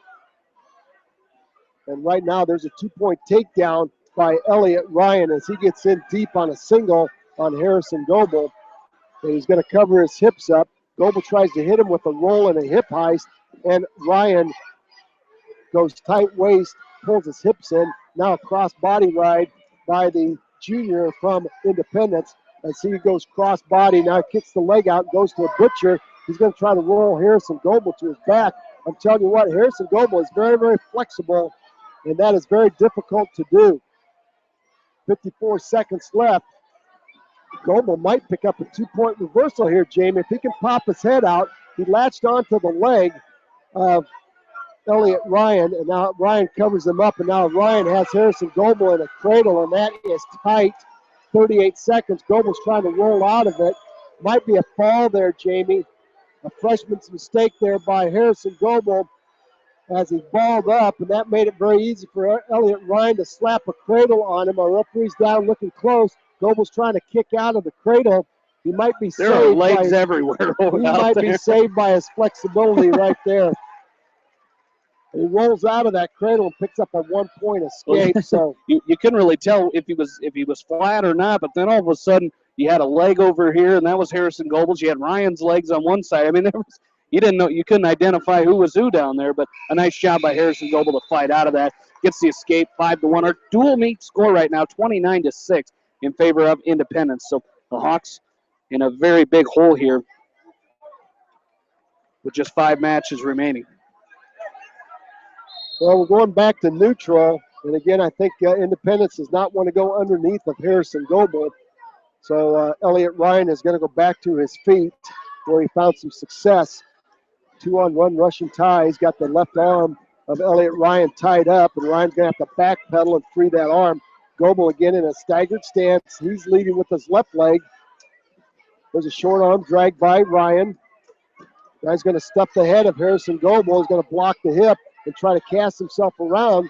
That long arm, that long left arm of Harrison Goebel reaches across and blocks off, and I think Elliott Ryan's going to pick up 2 as he steps behind. He steps behind Harrison Goebel, spikes the left heel, and covers it up.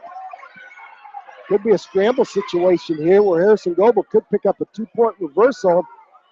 We got to be careful here as Elliott Ryan goes around the head of Goebel. Goebel's got its crossface. There's a 2-point reversal by Goebel. It's 7-3 right now, and this is exactly where Harrison Goebel wants to be. An opportunity for him to use that length. Hard crossface by Goebel from left to right. He's going to try to lock up the cradle, and Ryan's going to latch onto his head. And he's going to pick up a 2-point reversal of Goebel. Could be a fall right here. Goebel's going to roll through. Goebel's going to roll through and block here. Ryan's going to load him up one more time. Could be potentially dangerous here. Got to watch the shoulders. And Goebel's going to try to roll through. He does. And it might be 2 for 2. It's 7-3. Well, you're going to have a 3-point near fall in there, too, or 2 near fall, Okay, and another 2-point reversal. Should be 9-5. And now we're going to get potentially 11-5. 11. Wow. Yeah, it was 7. It was 7-3. 2-2 for Elliott Ryan, making it 11-3, and then a 2-point reversal for Goebel. So a nice job there by Elliott Ryan, feeling that. And not very often you see a kid go to a headlock and reach back and grab the leg, but nice job of seeing that by Elliott Ryan and picking up the 2-point near fall and the reversal. Well, Harrison Goebel is good on top here. We'll see if he can keep himself in a little bit better position, Jamie. He's got a ball and chain. He's going to try to roll Elliott Ryan through for a tilt, and going to have to bail out of that. That was a nice try with short time. And Harrison Goebel is going to choose down to start the third period, down 11-5. Again, another good match. The freshman from West Delaware trying to knock off the junior from Independence. And Goebel's going to get set. Got a caution. And now we're going to get the second set. Elliott Ryan up on top. Ryan steps over and spikes the left ankle of Goebel. Goebel tries to work a little hand control on Ryan. Ryan might try to set up a drive cradle as he drives his head right into the rib cage, the left rib cage of Harrison Goebel. He's trying to lock up a drive cradle, a near side cradle. He's got the leg hooked. If you're Harrison Goebel, you got to get your head up and you got to fight out of this. Elliott Ryan could toss him right to his back. Now he works his right arm free and posts that right arm out. But Elliott Ryan still got a drive cradle in. Harrison Goebel reaches through, grabs the left leg of Elliott Ryan. And if you're Elliott Ryan, you're in a great place right now. If you're Harrison Goebel, you got to keep working, trying to turn your hips, trying to turn and face. But you got to work some hand control here because you can't let Elliott Ryan lock this up as he did. He's got a drive cradle locked up. He's got his head in the left side of Harrison Goebel. And Goebel's trying to roll out of it. He's trying to go belly down and break the grip of Elliott Ryan, but Ryan doing a nice job. 53 seconds left to go in this third period. He's up 11-5 and trying to make it more. Goebel now trying to sit through and turn this into a 2-point reversal, and they go off the edge of the mat. So tough match here, Jamie, for Harrison Goebel. Yeah, it really is. And, Elliott Ryan coming in here, another junior for the Mustangs. So I tell you what, things are looking good for the Mustangs again next year too. But Elliott Ryan really tough. Not ranked in the state, but give him the rest of this year of experience next year, and He's going to make some noise. Well, you're exactly right. And, you know, after this match at 45, the Independence Mustangs get into the meat of their lineup with Chase Straw, Jake Jewell, and Nick Holt. And Harrison Goebel trying to hit Elliott Ryan with a side roll. He tries to grab that wrist and roll him through, and Ryan bails out, steps over to the left side, bails out, and Harrison Goebel has to go back to his base. 18 seconds left to go, and Elliott Ryan doing a nice job up on top. Ryan now has a cradle. Harrison Goebel came to an outside stand-up, and he's going to pick up some back points here. He's going to pick up at least, if he picks up 3, there's a roll through by Harrison Goebel. It's going to be a 2-point near fall, making it 13-5, and that's going to be a major decision. Well, you hate to see that. But, you know, that's trying something right there. I don't think the Hawks are going to send out Reeds here. Yep, they're sending out, looks like they're sending out. That's what, I don't know who it is. DeSoto's. It's not, is it Linderwell? I don't think it is. No, it is not.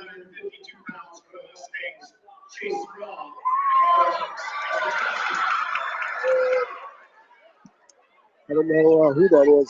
But Chase Straw is going to get a foul here, Jamie. A double leg takedown and a pin in 14 seconds.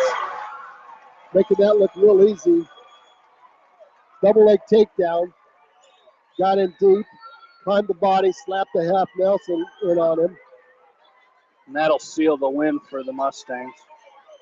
Yeah, this could be the Mustangs coming in here, Jamie. We thought, you know, we talked about this possibly being a close match, a close duel, but and we'll talk about this. We got 3 matches left. Jake Jewell, Nick Holt, and Logan Williams for the Mustangs. And this will be 3 matches in which Independence is favored. And this is Alex Reed stepping up. That was Isaac Johnson. That was Isaac Johnson. Mike's filling in, doing a nice job filling in, finding out what it's like to wrestle the top-ranked 152-pounder in the state. Now Alex Reed's moving up to weight class 160, giving up some poundage, and he's taking on Jake Jewell. Jewell is ranked number 4, Jamie, in Class 2A for the Mustangs, and he is he's the real deal. But I tell you what, Alex Reitz is giving him everything he's got. There's a takedown by Jewell, and what a scramble situation. I thought Reitz had a reversal, and no points there as our official let that go, which is a piece of good officiating, as Reitz had Jewell look like a 2-point reversal and couldn't quite cover the hips of Jewell, and Jewell came right back out and hit a re-switch on Reitz, and for no points. So 39-6. I'm not sure, you'll have to go back in your stats, Jamie, to look at the most lopsided score in this series. And we're going to get a potentially dangerous. And then you know the Hawks have been a move or 2 away in about 5 matches from being in the match to winning the match. Well, I mean, you look down through here. Rathman and Zeezer, that's a 1-point match. Caleb Kramer and Brad Roush, that's a 2-point match. Logan Riley and Seth House, that's a 2-point match. Lammers and McMillan, a 2-point match. Drew Davis and Owen Ward, a 1-point match. A late takedown by Tanner Erickson Dale made it a 4-point match. But, look at those matches. That's how good this wrestling is here tonight. Well, you're exactly right. And Alex Reed's trying to work a reversal on Jewell. And right now, Jamie, I think it's I'll tell you what, it's the hip. That might be at least 1. No points there. Well, I thought Alex Reed's had a 1-point escape. They're doing a great job moving. He's going to defer over to Jewell. And Jewell's going to choose down. Reed's bumping up to wrestle 160. And again, we thought we might see this. So Jewel's going to choose down. Reitz is going to ride the left side. He's going to go to that spiral ride. Deep thigh ride with the right, claw ride with the left, and a sit-out turn-in by Jewel. Jewel, very short, stocky body for 160, very difficult to wrestle. You know, there's not much to hang on to. It's going to be a two-point reversal by Jewel as Reitz gets a little high riding, tries to throw a cross body ride in. No, it's not going to be. Nice piece of wrestling here by Reitz. It looked like Jewel was going to cover the hips. Now Reitz has to stuff the head. He's got to post his toes. He got his knee posted on the mat, and that made it easy for Jewel to grab onto his right knee, and we're going to get a stalemate. So back to action we go. Jewel's going to go back underneath. Great piece of wrestling there by Alex Reitz not to give up that two-point reversal. Looks like Jewel was going to hit that very easily, and Reitz kept his hips moving. Starts on the left, casts himself over to the right, now back over to the left. Cross-body ride by Reitz, gets his hips down. Jewel creates some distance, and Reitz is going to give up two this time as he threw a cross-body ride in. It got high, and Jamie, that Jewel did a nice job creating distance, and that made it easy for the reversal. Well, he did, and you know, in a cross-body ride by the top man, if you're the bottom man and you create that distance, that's an easy. You can do whatever you want there. Well, no change in position there. A great scramble again by both wrestlers. It looked like Reitz was going to pick up one on the escape and close the gap here. But once again, Jewel with good reaction blocked Reitz off, and we're going back to the center of the mat. Again, some great matches here tonight. I'm telling you what, just some outstanding wrestling. We talked about that coming in. You got two schools that know a lot about wrestling, that have done some great things, great history, great tradition, and we're seeing some more of that right here. 22 seconds left. There's Reitz with a stand-up. Well, no points there. Reitz with a stand-up, and Jewel drops in on a single. 11 seconds left to go. Reitz is going to try to drive. He's got the left ankle of Jake Jewel trapped between. He's going to try to drive back over the top of him, and Jewel's just going to hang on for the end of the period. We got 1.6 seconds left. But Reitz has been close. He's just got to break away. Yeah. And, you know, we talked about Jake Jewel creating that space. That's what Alex Reitz has to do here if he's going to score these points here, and I think it's going to be his choice. His choice, he deferred over to Jewel to start the second. Jewel chose down and picked up the reversal. And now it's Reitz's choice to start the third, and he's going to choose neutral, not wanting to go back underneath Jake Jewel. He'll try his luck up on his feet. He's been very, very close. We will expect to see Alex Reitz at 152 probably on Saturday. 1:33 left to go.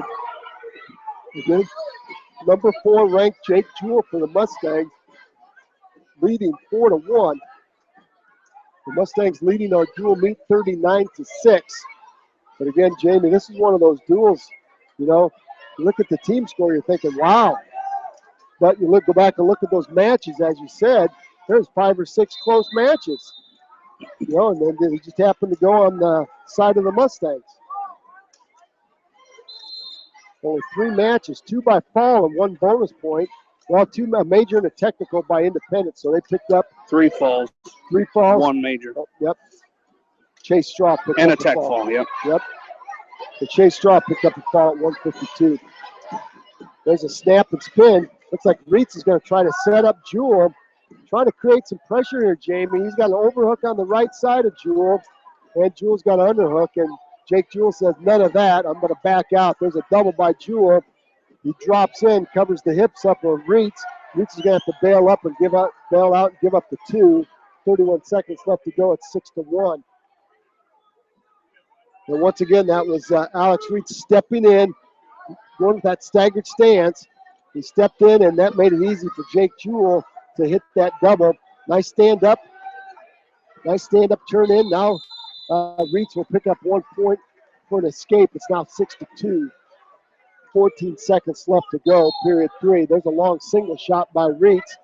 Nice sprawl by Jewell. Jewell's going to try to cut the corner on Reitz. Reitz latches onto the right ankle or the right knee. Let's see if we can turn this into 2. And Jake Jewell's going to hang on for dear life as Reitz tries to cover. That might be 2. Nice takedown at the end by Reitz. Going to be 6-4. So the number 4 ranked 160-pounder in Class 2A picks up a 6-4 win over the unranked Alex Reitz, and very gutsy performance there by Jamie. Why wouldn't you make it another 2-point match here? You know, Reitz doing a good job. Like you said, a gutsy effort there. And great way to, finish that thing off, get a takedown going into Saturday. Well, we're moving up to 160. And Austin Bishop is going to take on here. Austin Bishop. Oh, this is weight class 170. Thank you. Weight class 170 as Reitz moved up to 160. Weight class 170. This is going to be Nick Holt. He is ranked number 10 in Class 2A. He'll be taking on Austin Bishop as Bishop moves up to weight class 170. So that means Jamie will probably see Corey Russell at 182. There's a tilt by Holt as he picks up 2 points. He's got the left arm of Bishop trapped underneath and hits him with the tight waist tilt. Now a hard crossface by Holt from right to left. He's got the left arm of Austin Bishop trapped underneath, maybe trying to set up a crossface cradle or a butcher. Independence has been very good with this butcher and the cradle series. Comes a crossface cradle. Crossface cradle by Holt. He's got it locked up. Bishop is going to have to post here, or he's going to go to his back with 45 seconds left. Hip to hip. Bishop works his left arm out, and Holt's going to try to roll him through. Might have him rolled through to his back. He does. Could be a fall. There's a fall. Nick Holt with a fall at 126. The Mustangs trying to put the exclamation point on this duel. Crossface cradle again. That's going to bring us up to our final match of the night. Weight class 182. This will be Corey Russell. And there'll be a forfeit, Jamie. Our dual meet is over. We will not see Logan Williams. So our dual meet is over. They shut the scoreboard off. So that was kind of a unclimactic ending. I'll tell you what, we'll take a short time out here, and Jamie's going to add up our stats, and we'll have some comments. So stay with us. You won't want to miss it. You've been listening to Hold by Hold Wrestling Action, Walmack style, the Battle of Highway 20, right here from the old gym at West Delaware High School, Eastern Iowa Sports Station, Mix 94.7 KMCH.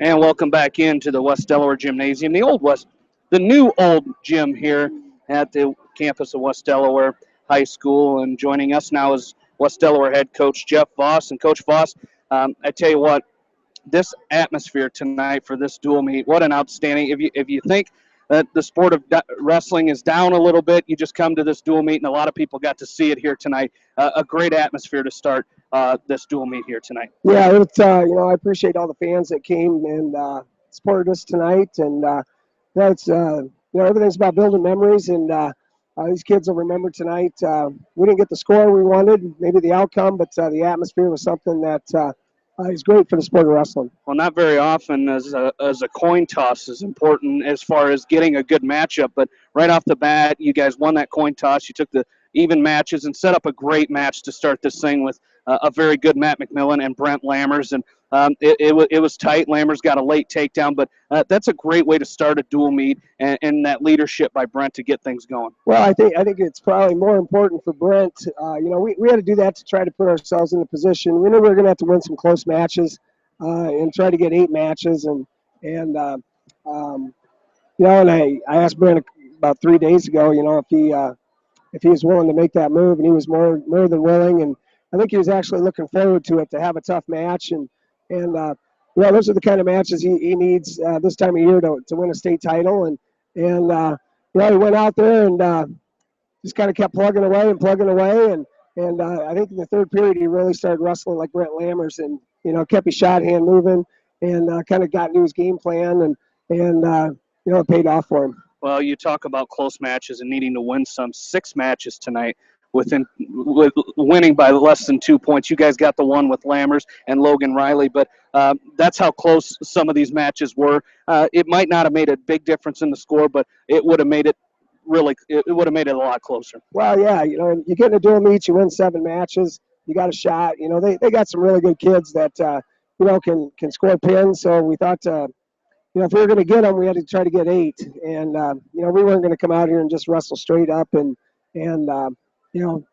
try to win 2 or 3 matches. We wanted to try to get 8, and it didn't work out tonight. But I tell you, I thought our kids battled. Independence is a great team, and we were focusing on 3 things: trying to score points, trying to improve our position, and when you get on top, go for the fall. And our kids can walk out of here with their head. The score doesn't look necessarily that good, but they were out there fighting, and as long as they go out and fight hard and give their best, that's all we can ask for. Absolutely. Well, this Saturday you guys have the WAMAC tournament, always a tough tournament, and a lot of good teams in the WAMAC this year. You've seen most of them at some point or another this year, but that's going to be a great tournament on Saturday to get you guys ready for the sectionals and districts in the state tournament. Yeah, from here on out, the kids just got to take care of themselves, and we're just going to, it's all individual effort from here on out. The conference race is, I think it's going to be a fun race to watch because there's some good balanced teams in the WAMAC this year, and we're just going to go out there and try to get as many kids to keep advancing each round, and hopefully get to the finals and put their name on our Wall of Fame. All right, Coach, thanks for joining us, and hopefully we can get a hold of some of your seniors here tonight, but we'll see you guys on Saturday. All right, thanks a lot. West Delaware head coach Jeff Voss here, as we will come back and do a quick recap while we find some seniors here. So stay with us right here. You're listening to high school wrestling on Mix 94.7 KMCH.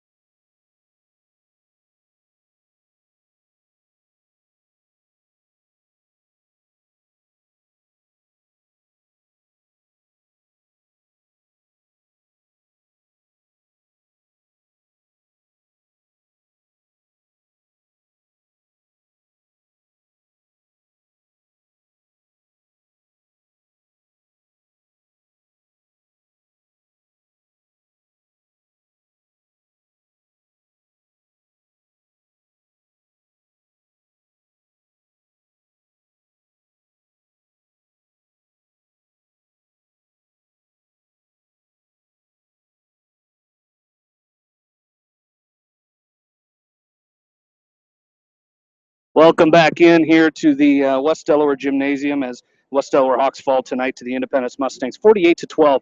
The final team score is Roger. This is your favorite part of the year.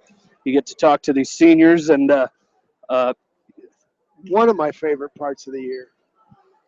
We have many favorite parts of the year. This is a piece of the pie, Jamie. A nice piece of the pie where we get to talk to our seniors and visit with them just a little bit about what wrestling, what putting the orange and black singlet on has meant. And up first, we have Alex Reitz. Alex, again, your senior coming into this last home duel. Talk about this atmosphere that we had to start this duel. Full house, West Delaware on the far side, Independence on the near side. Electric atmosphere for this last duel. What was it like stepping out on the mat to a crowd like this? Well, it was awesome. It was lots of excitement, fans going crazy, and you got a little nervous, but it was fun. Well, it certainly was fun to be up here and watch everything take place out there. As you look back on your career, your senior wrestling in your last scheduled home duel. What are a couple things that you're going to take with you as being part of this program? Well, just hard work pays off, I guess. And can you talk about one of your favorite memories? You've been around this program probably since middle school, 6 years as putting on the orange and black singlet. What's probably one of your favorite memories that you're going to be able to look back on in a few years and say, man, that was a good thing? Well, I think wrestling in Des Moines, the state duels, was probably the most exciting thing for me. That certainly was exciting. We were there a couple of years ago to cover that. That certainly was. Tell our crowd out there, what do you got in plans for next year? I haven't decided yet, but I haven't ruled out wrestling. Okay, outstanding. Well, I think you gave the other guys a heads up. They got to think of a favorite memory. So, Alex, best of luck to you, buddy, and we'll enjoy covering you the rest of the year. Alex Reitz, senior number 1. There you have it. Very good. Thank you, Alex. Next up is Austin Bishop. Austin, again, a tough match tonight, taking on, moving up and wrestling 170, taking on Nick Holt. And you did what your coach did. You're 160 pounder, moving up a weight class. Did that put any extra pressure on you tonight? Not really. I did all previous in the year. I always was moving up to 70 and 82. So, yeah, I wasn't too nervous or too rattled by it. Well, you did a fine job tonight wrestling a very fine opponent from Independence. Again, what looking back on your career, what can you tell us? What's a favorite memory that you're going to take with you? Freshman year when we wrestled down at state duels, that was pretty fun. And wrestling Indy's always a good time. There's always excitement and emotion in the air, and I have a good time with it. As a senior, what's one thing you're going to miss the most about being a part of the West Delaware wrestling family? Being part of the family was kind of the reason I went back out after taking 2 years off. I really missed the family and the whole family atmosphere, so I'm going to miss it a lot after I leave here. And what's on your goal chart? What things you've got the conference meet coming up Saturday, and then you go into the sectionals districts. What are some things yet that you want to accomplish? I want to place at conference, and then I'm going to try to make it in the state. Well, outstanding. Well, thanks for spending some time with us. What about your future plans? I think about going to Iowa State University and getting an ag major. All right. Well, that's a great plan. So, well, thanks for spending just a few minutes with us tonight. We certainly appreciate it. Yeah, thank you. There you have it, ladies and gentlemen. Austin Bishop, another fine senior for West Delaware. Now it's Logan Riley stepping up. We just thank you. Thanks for spending some time with us. Tight match tonight, Logan. Yep. You started out just really getting after it, and then that match really got tight as it got second period, third period, and you hung on for a great win tonight. Talk to us about that match. I don't know. I just came out. I was really pumped for this match tonight. I knew it was going to be a good match, and I just went out there and had to wrestle my hardest and just kind of had to hang on at the end there. Yeah, wrestling Seth House, not a normal, pretty tough freshman. And Jamie and I were talking about tonight, Independence came out in square stances tonight. Yeah. And that seemed to frustrate you guys a little bit, but you found a way to work in and get a couple of nice takedowns. Talk about your strategy there. I like to come in on an inside tie and make sure you circle in, because if you come in reaching, they're just going to double leg you all night. So I knew I had to stay low. Well, very outstanding. What are you going to take away from this meet tonight? Huge crowd, great atmosphere. what are you going to look back in a few years and think, man, this was an exciting night? I don't know. It's just such a fun meet to come and watch. Can't wait to hopefully watch it on TV later sometime. Just had a great crowd tonight, and thank all my fans for coming out. Well, you bet.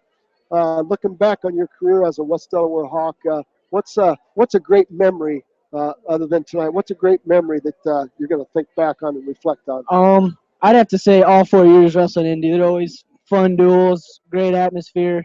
Fans are always into the matches, and it's just fun. You bet. Again, what's on your goal sheet? What things, looking into this last month of the season, what's Logan Riley want to accomplish?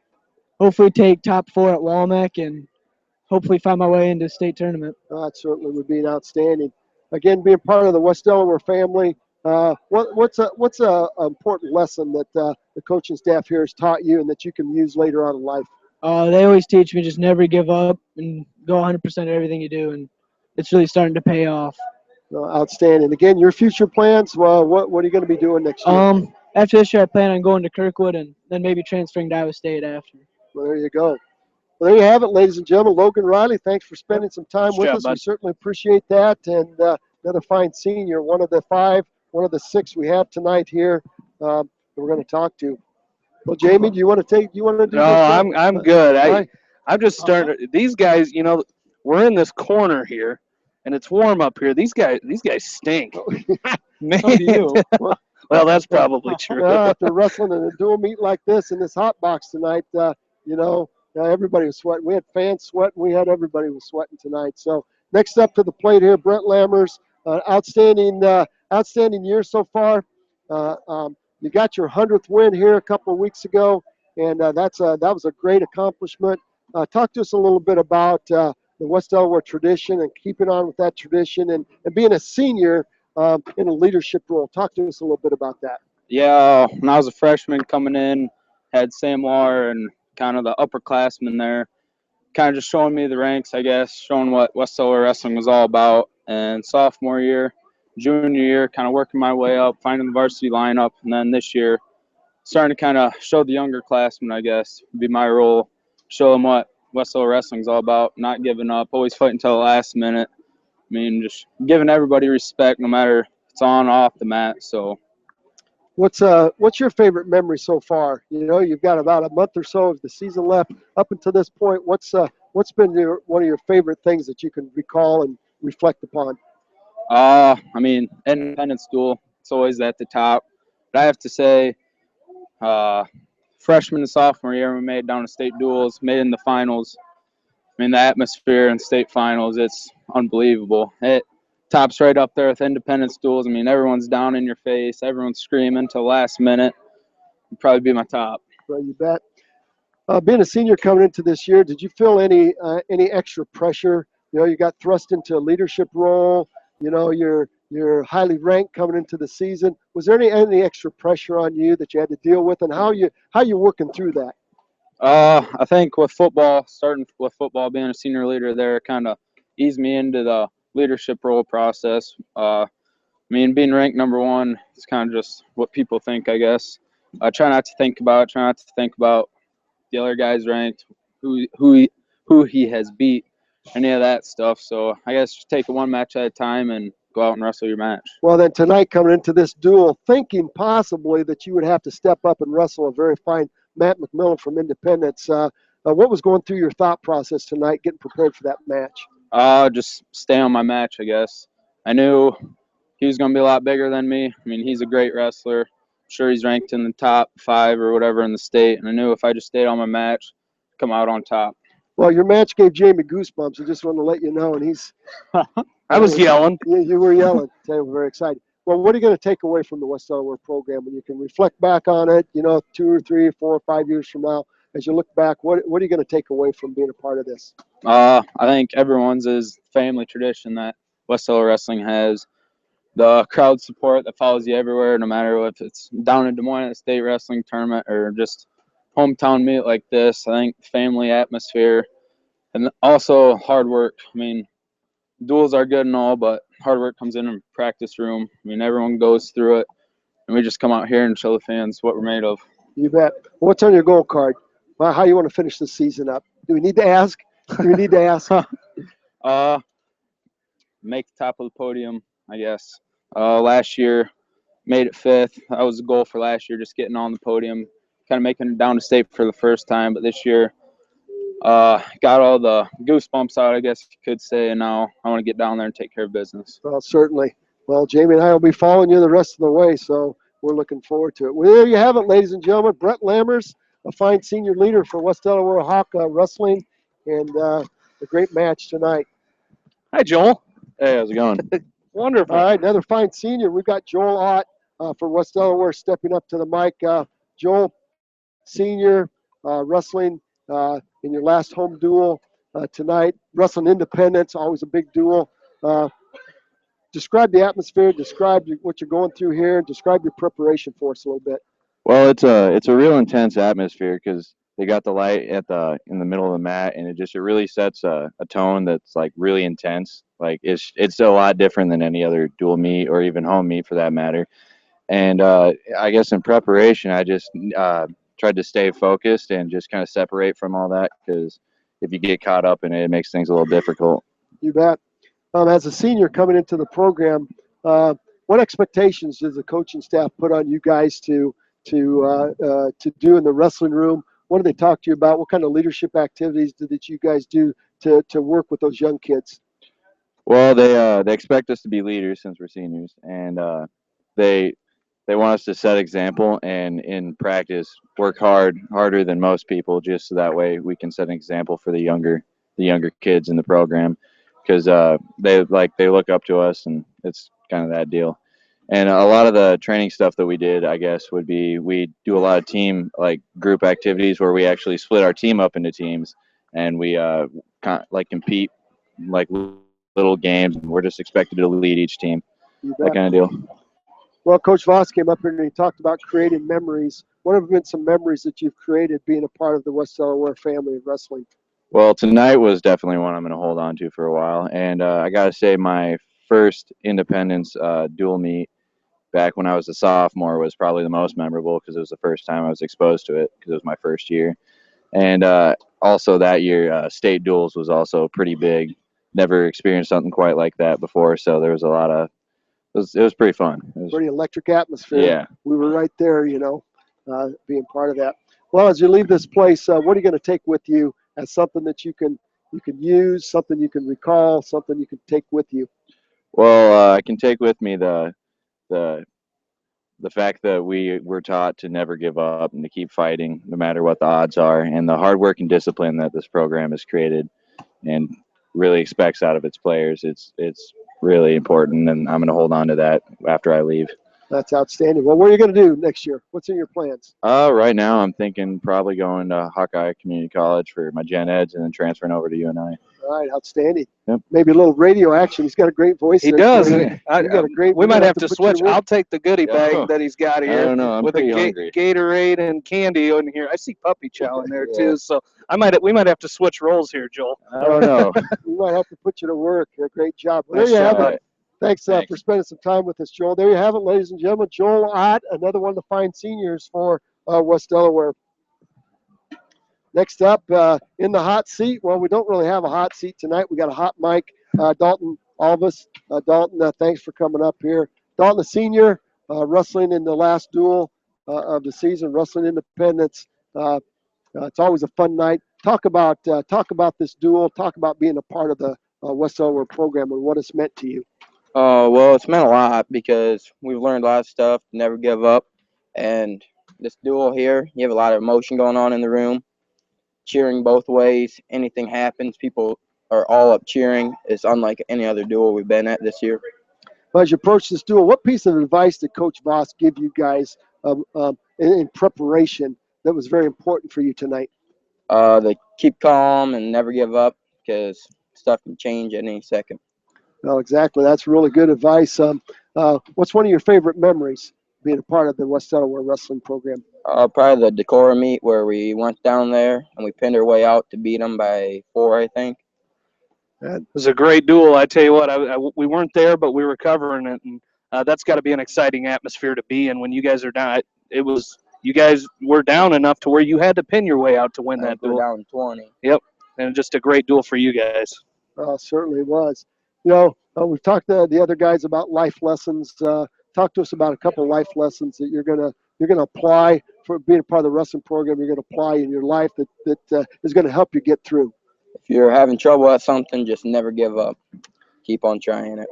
Oh, that's exactly right. And good life lessons all the way around. What's in your plans for next year? What do you think you're going to be involved in? College at Hawkeye. That's where I plan on going. All right. Sounds like a great plan. Well, Dalton, thanks for joining us tonight. We certainly appreciate that. Best of luck to you as you pursue Hawkeye next year. And thanks for spending some time with us. Yeah, thank you. Thanks, bud. There you have it, ladies and gentlemen. Dalton Alvis for the West Delaware Hawk Wrestling Program. We got one more senior stepping up. This is your experienced radio veteran right here. All right. Mr. Dallin Putz. Dallin, probably a little bit bittersweet coming up here and talking to you tonight. You know, you've been out the whole season, but you've played a very important role.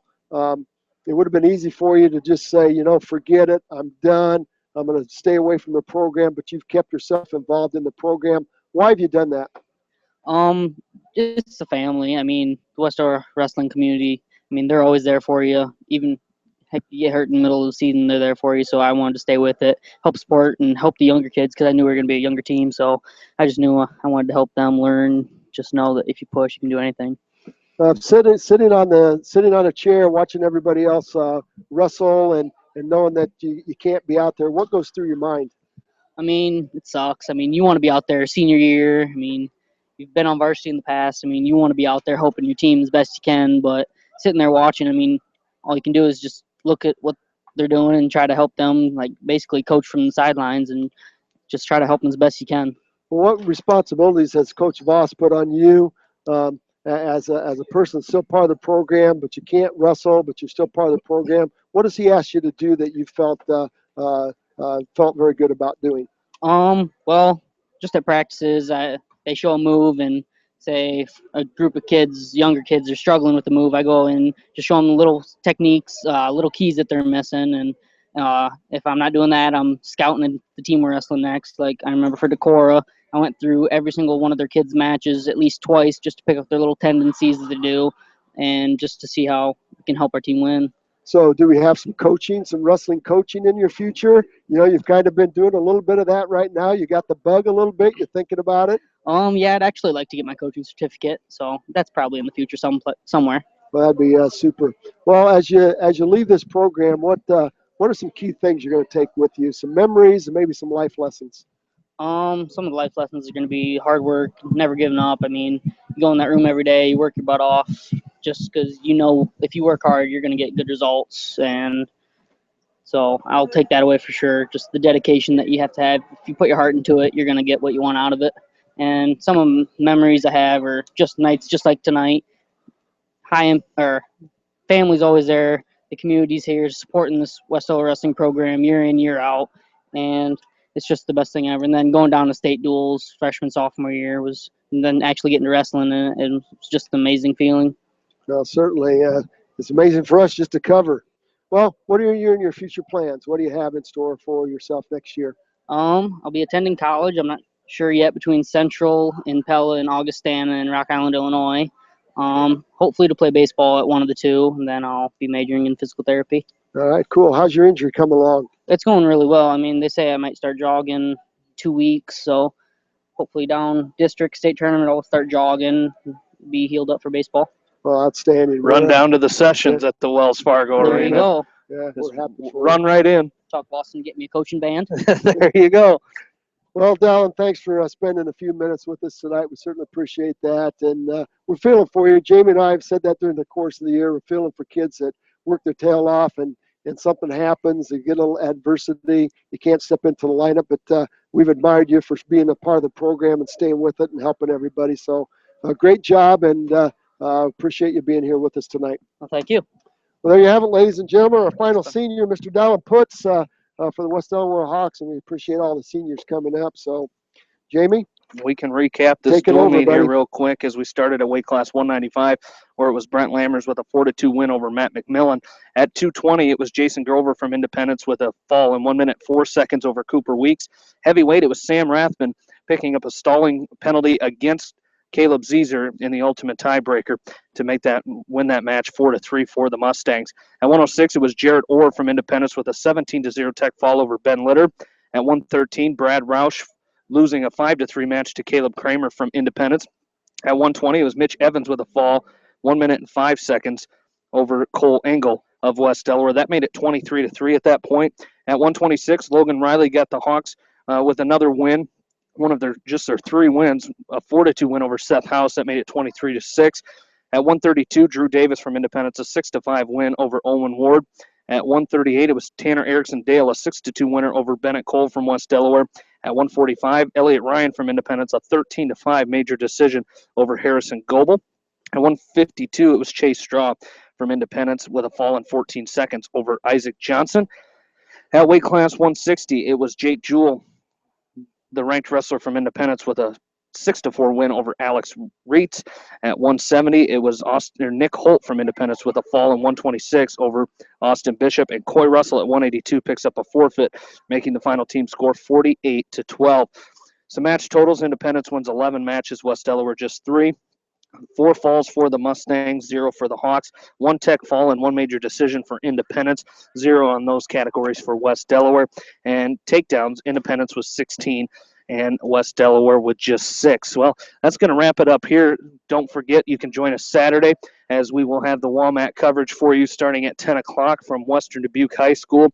And tomorrow night, we've got West Delaware boys basketball action with as the West Delaware boys will host the Beckman Blazers, as John Swisher and Bill Logan with the call on that one. And then, of course, a quick winter sports coach's corner on Saturday. John's got to try to get them all in an hour. I think he can do it, but we're going to have coach's corner at 9 a.m. and then our coverage of the WAMAC tournament will take place somewhere in there.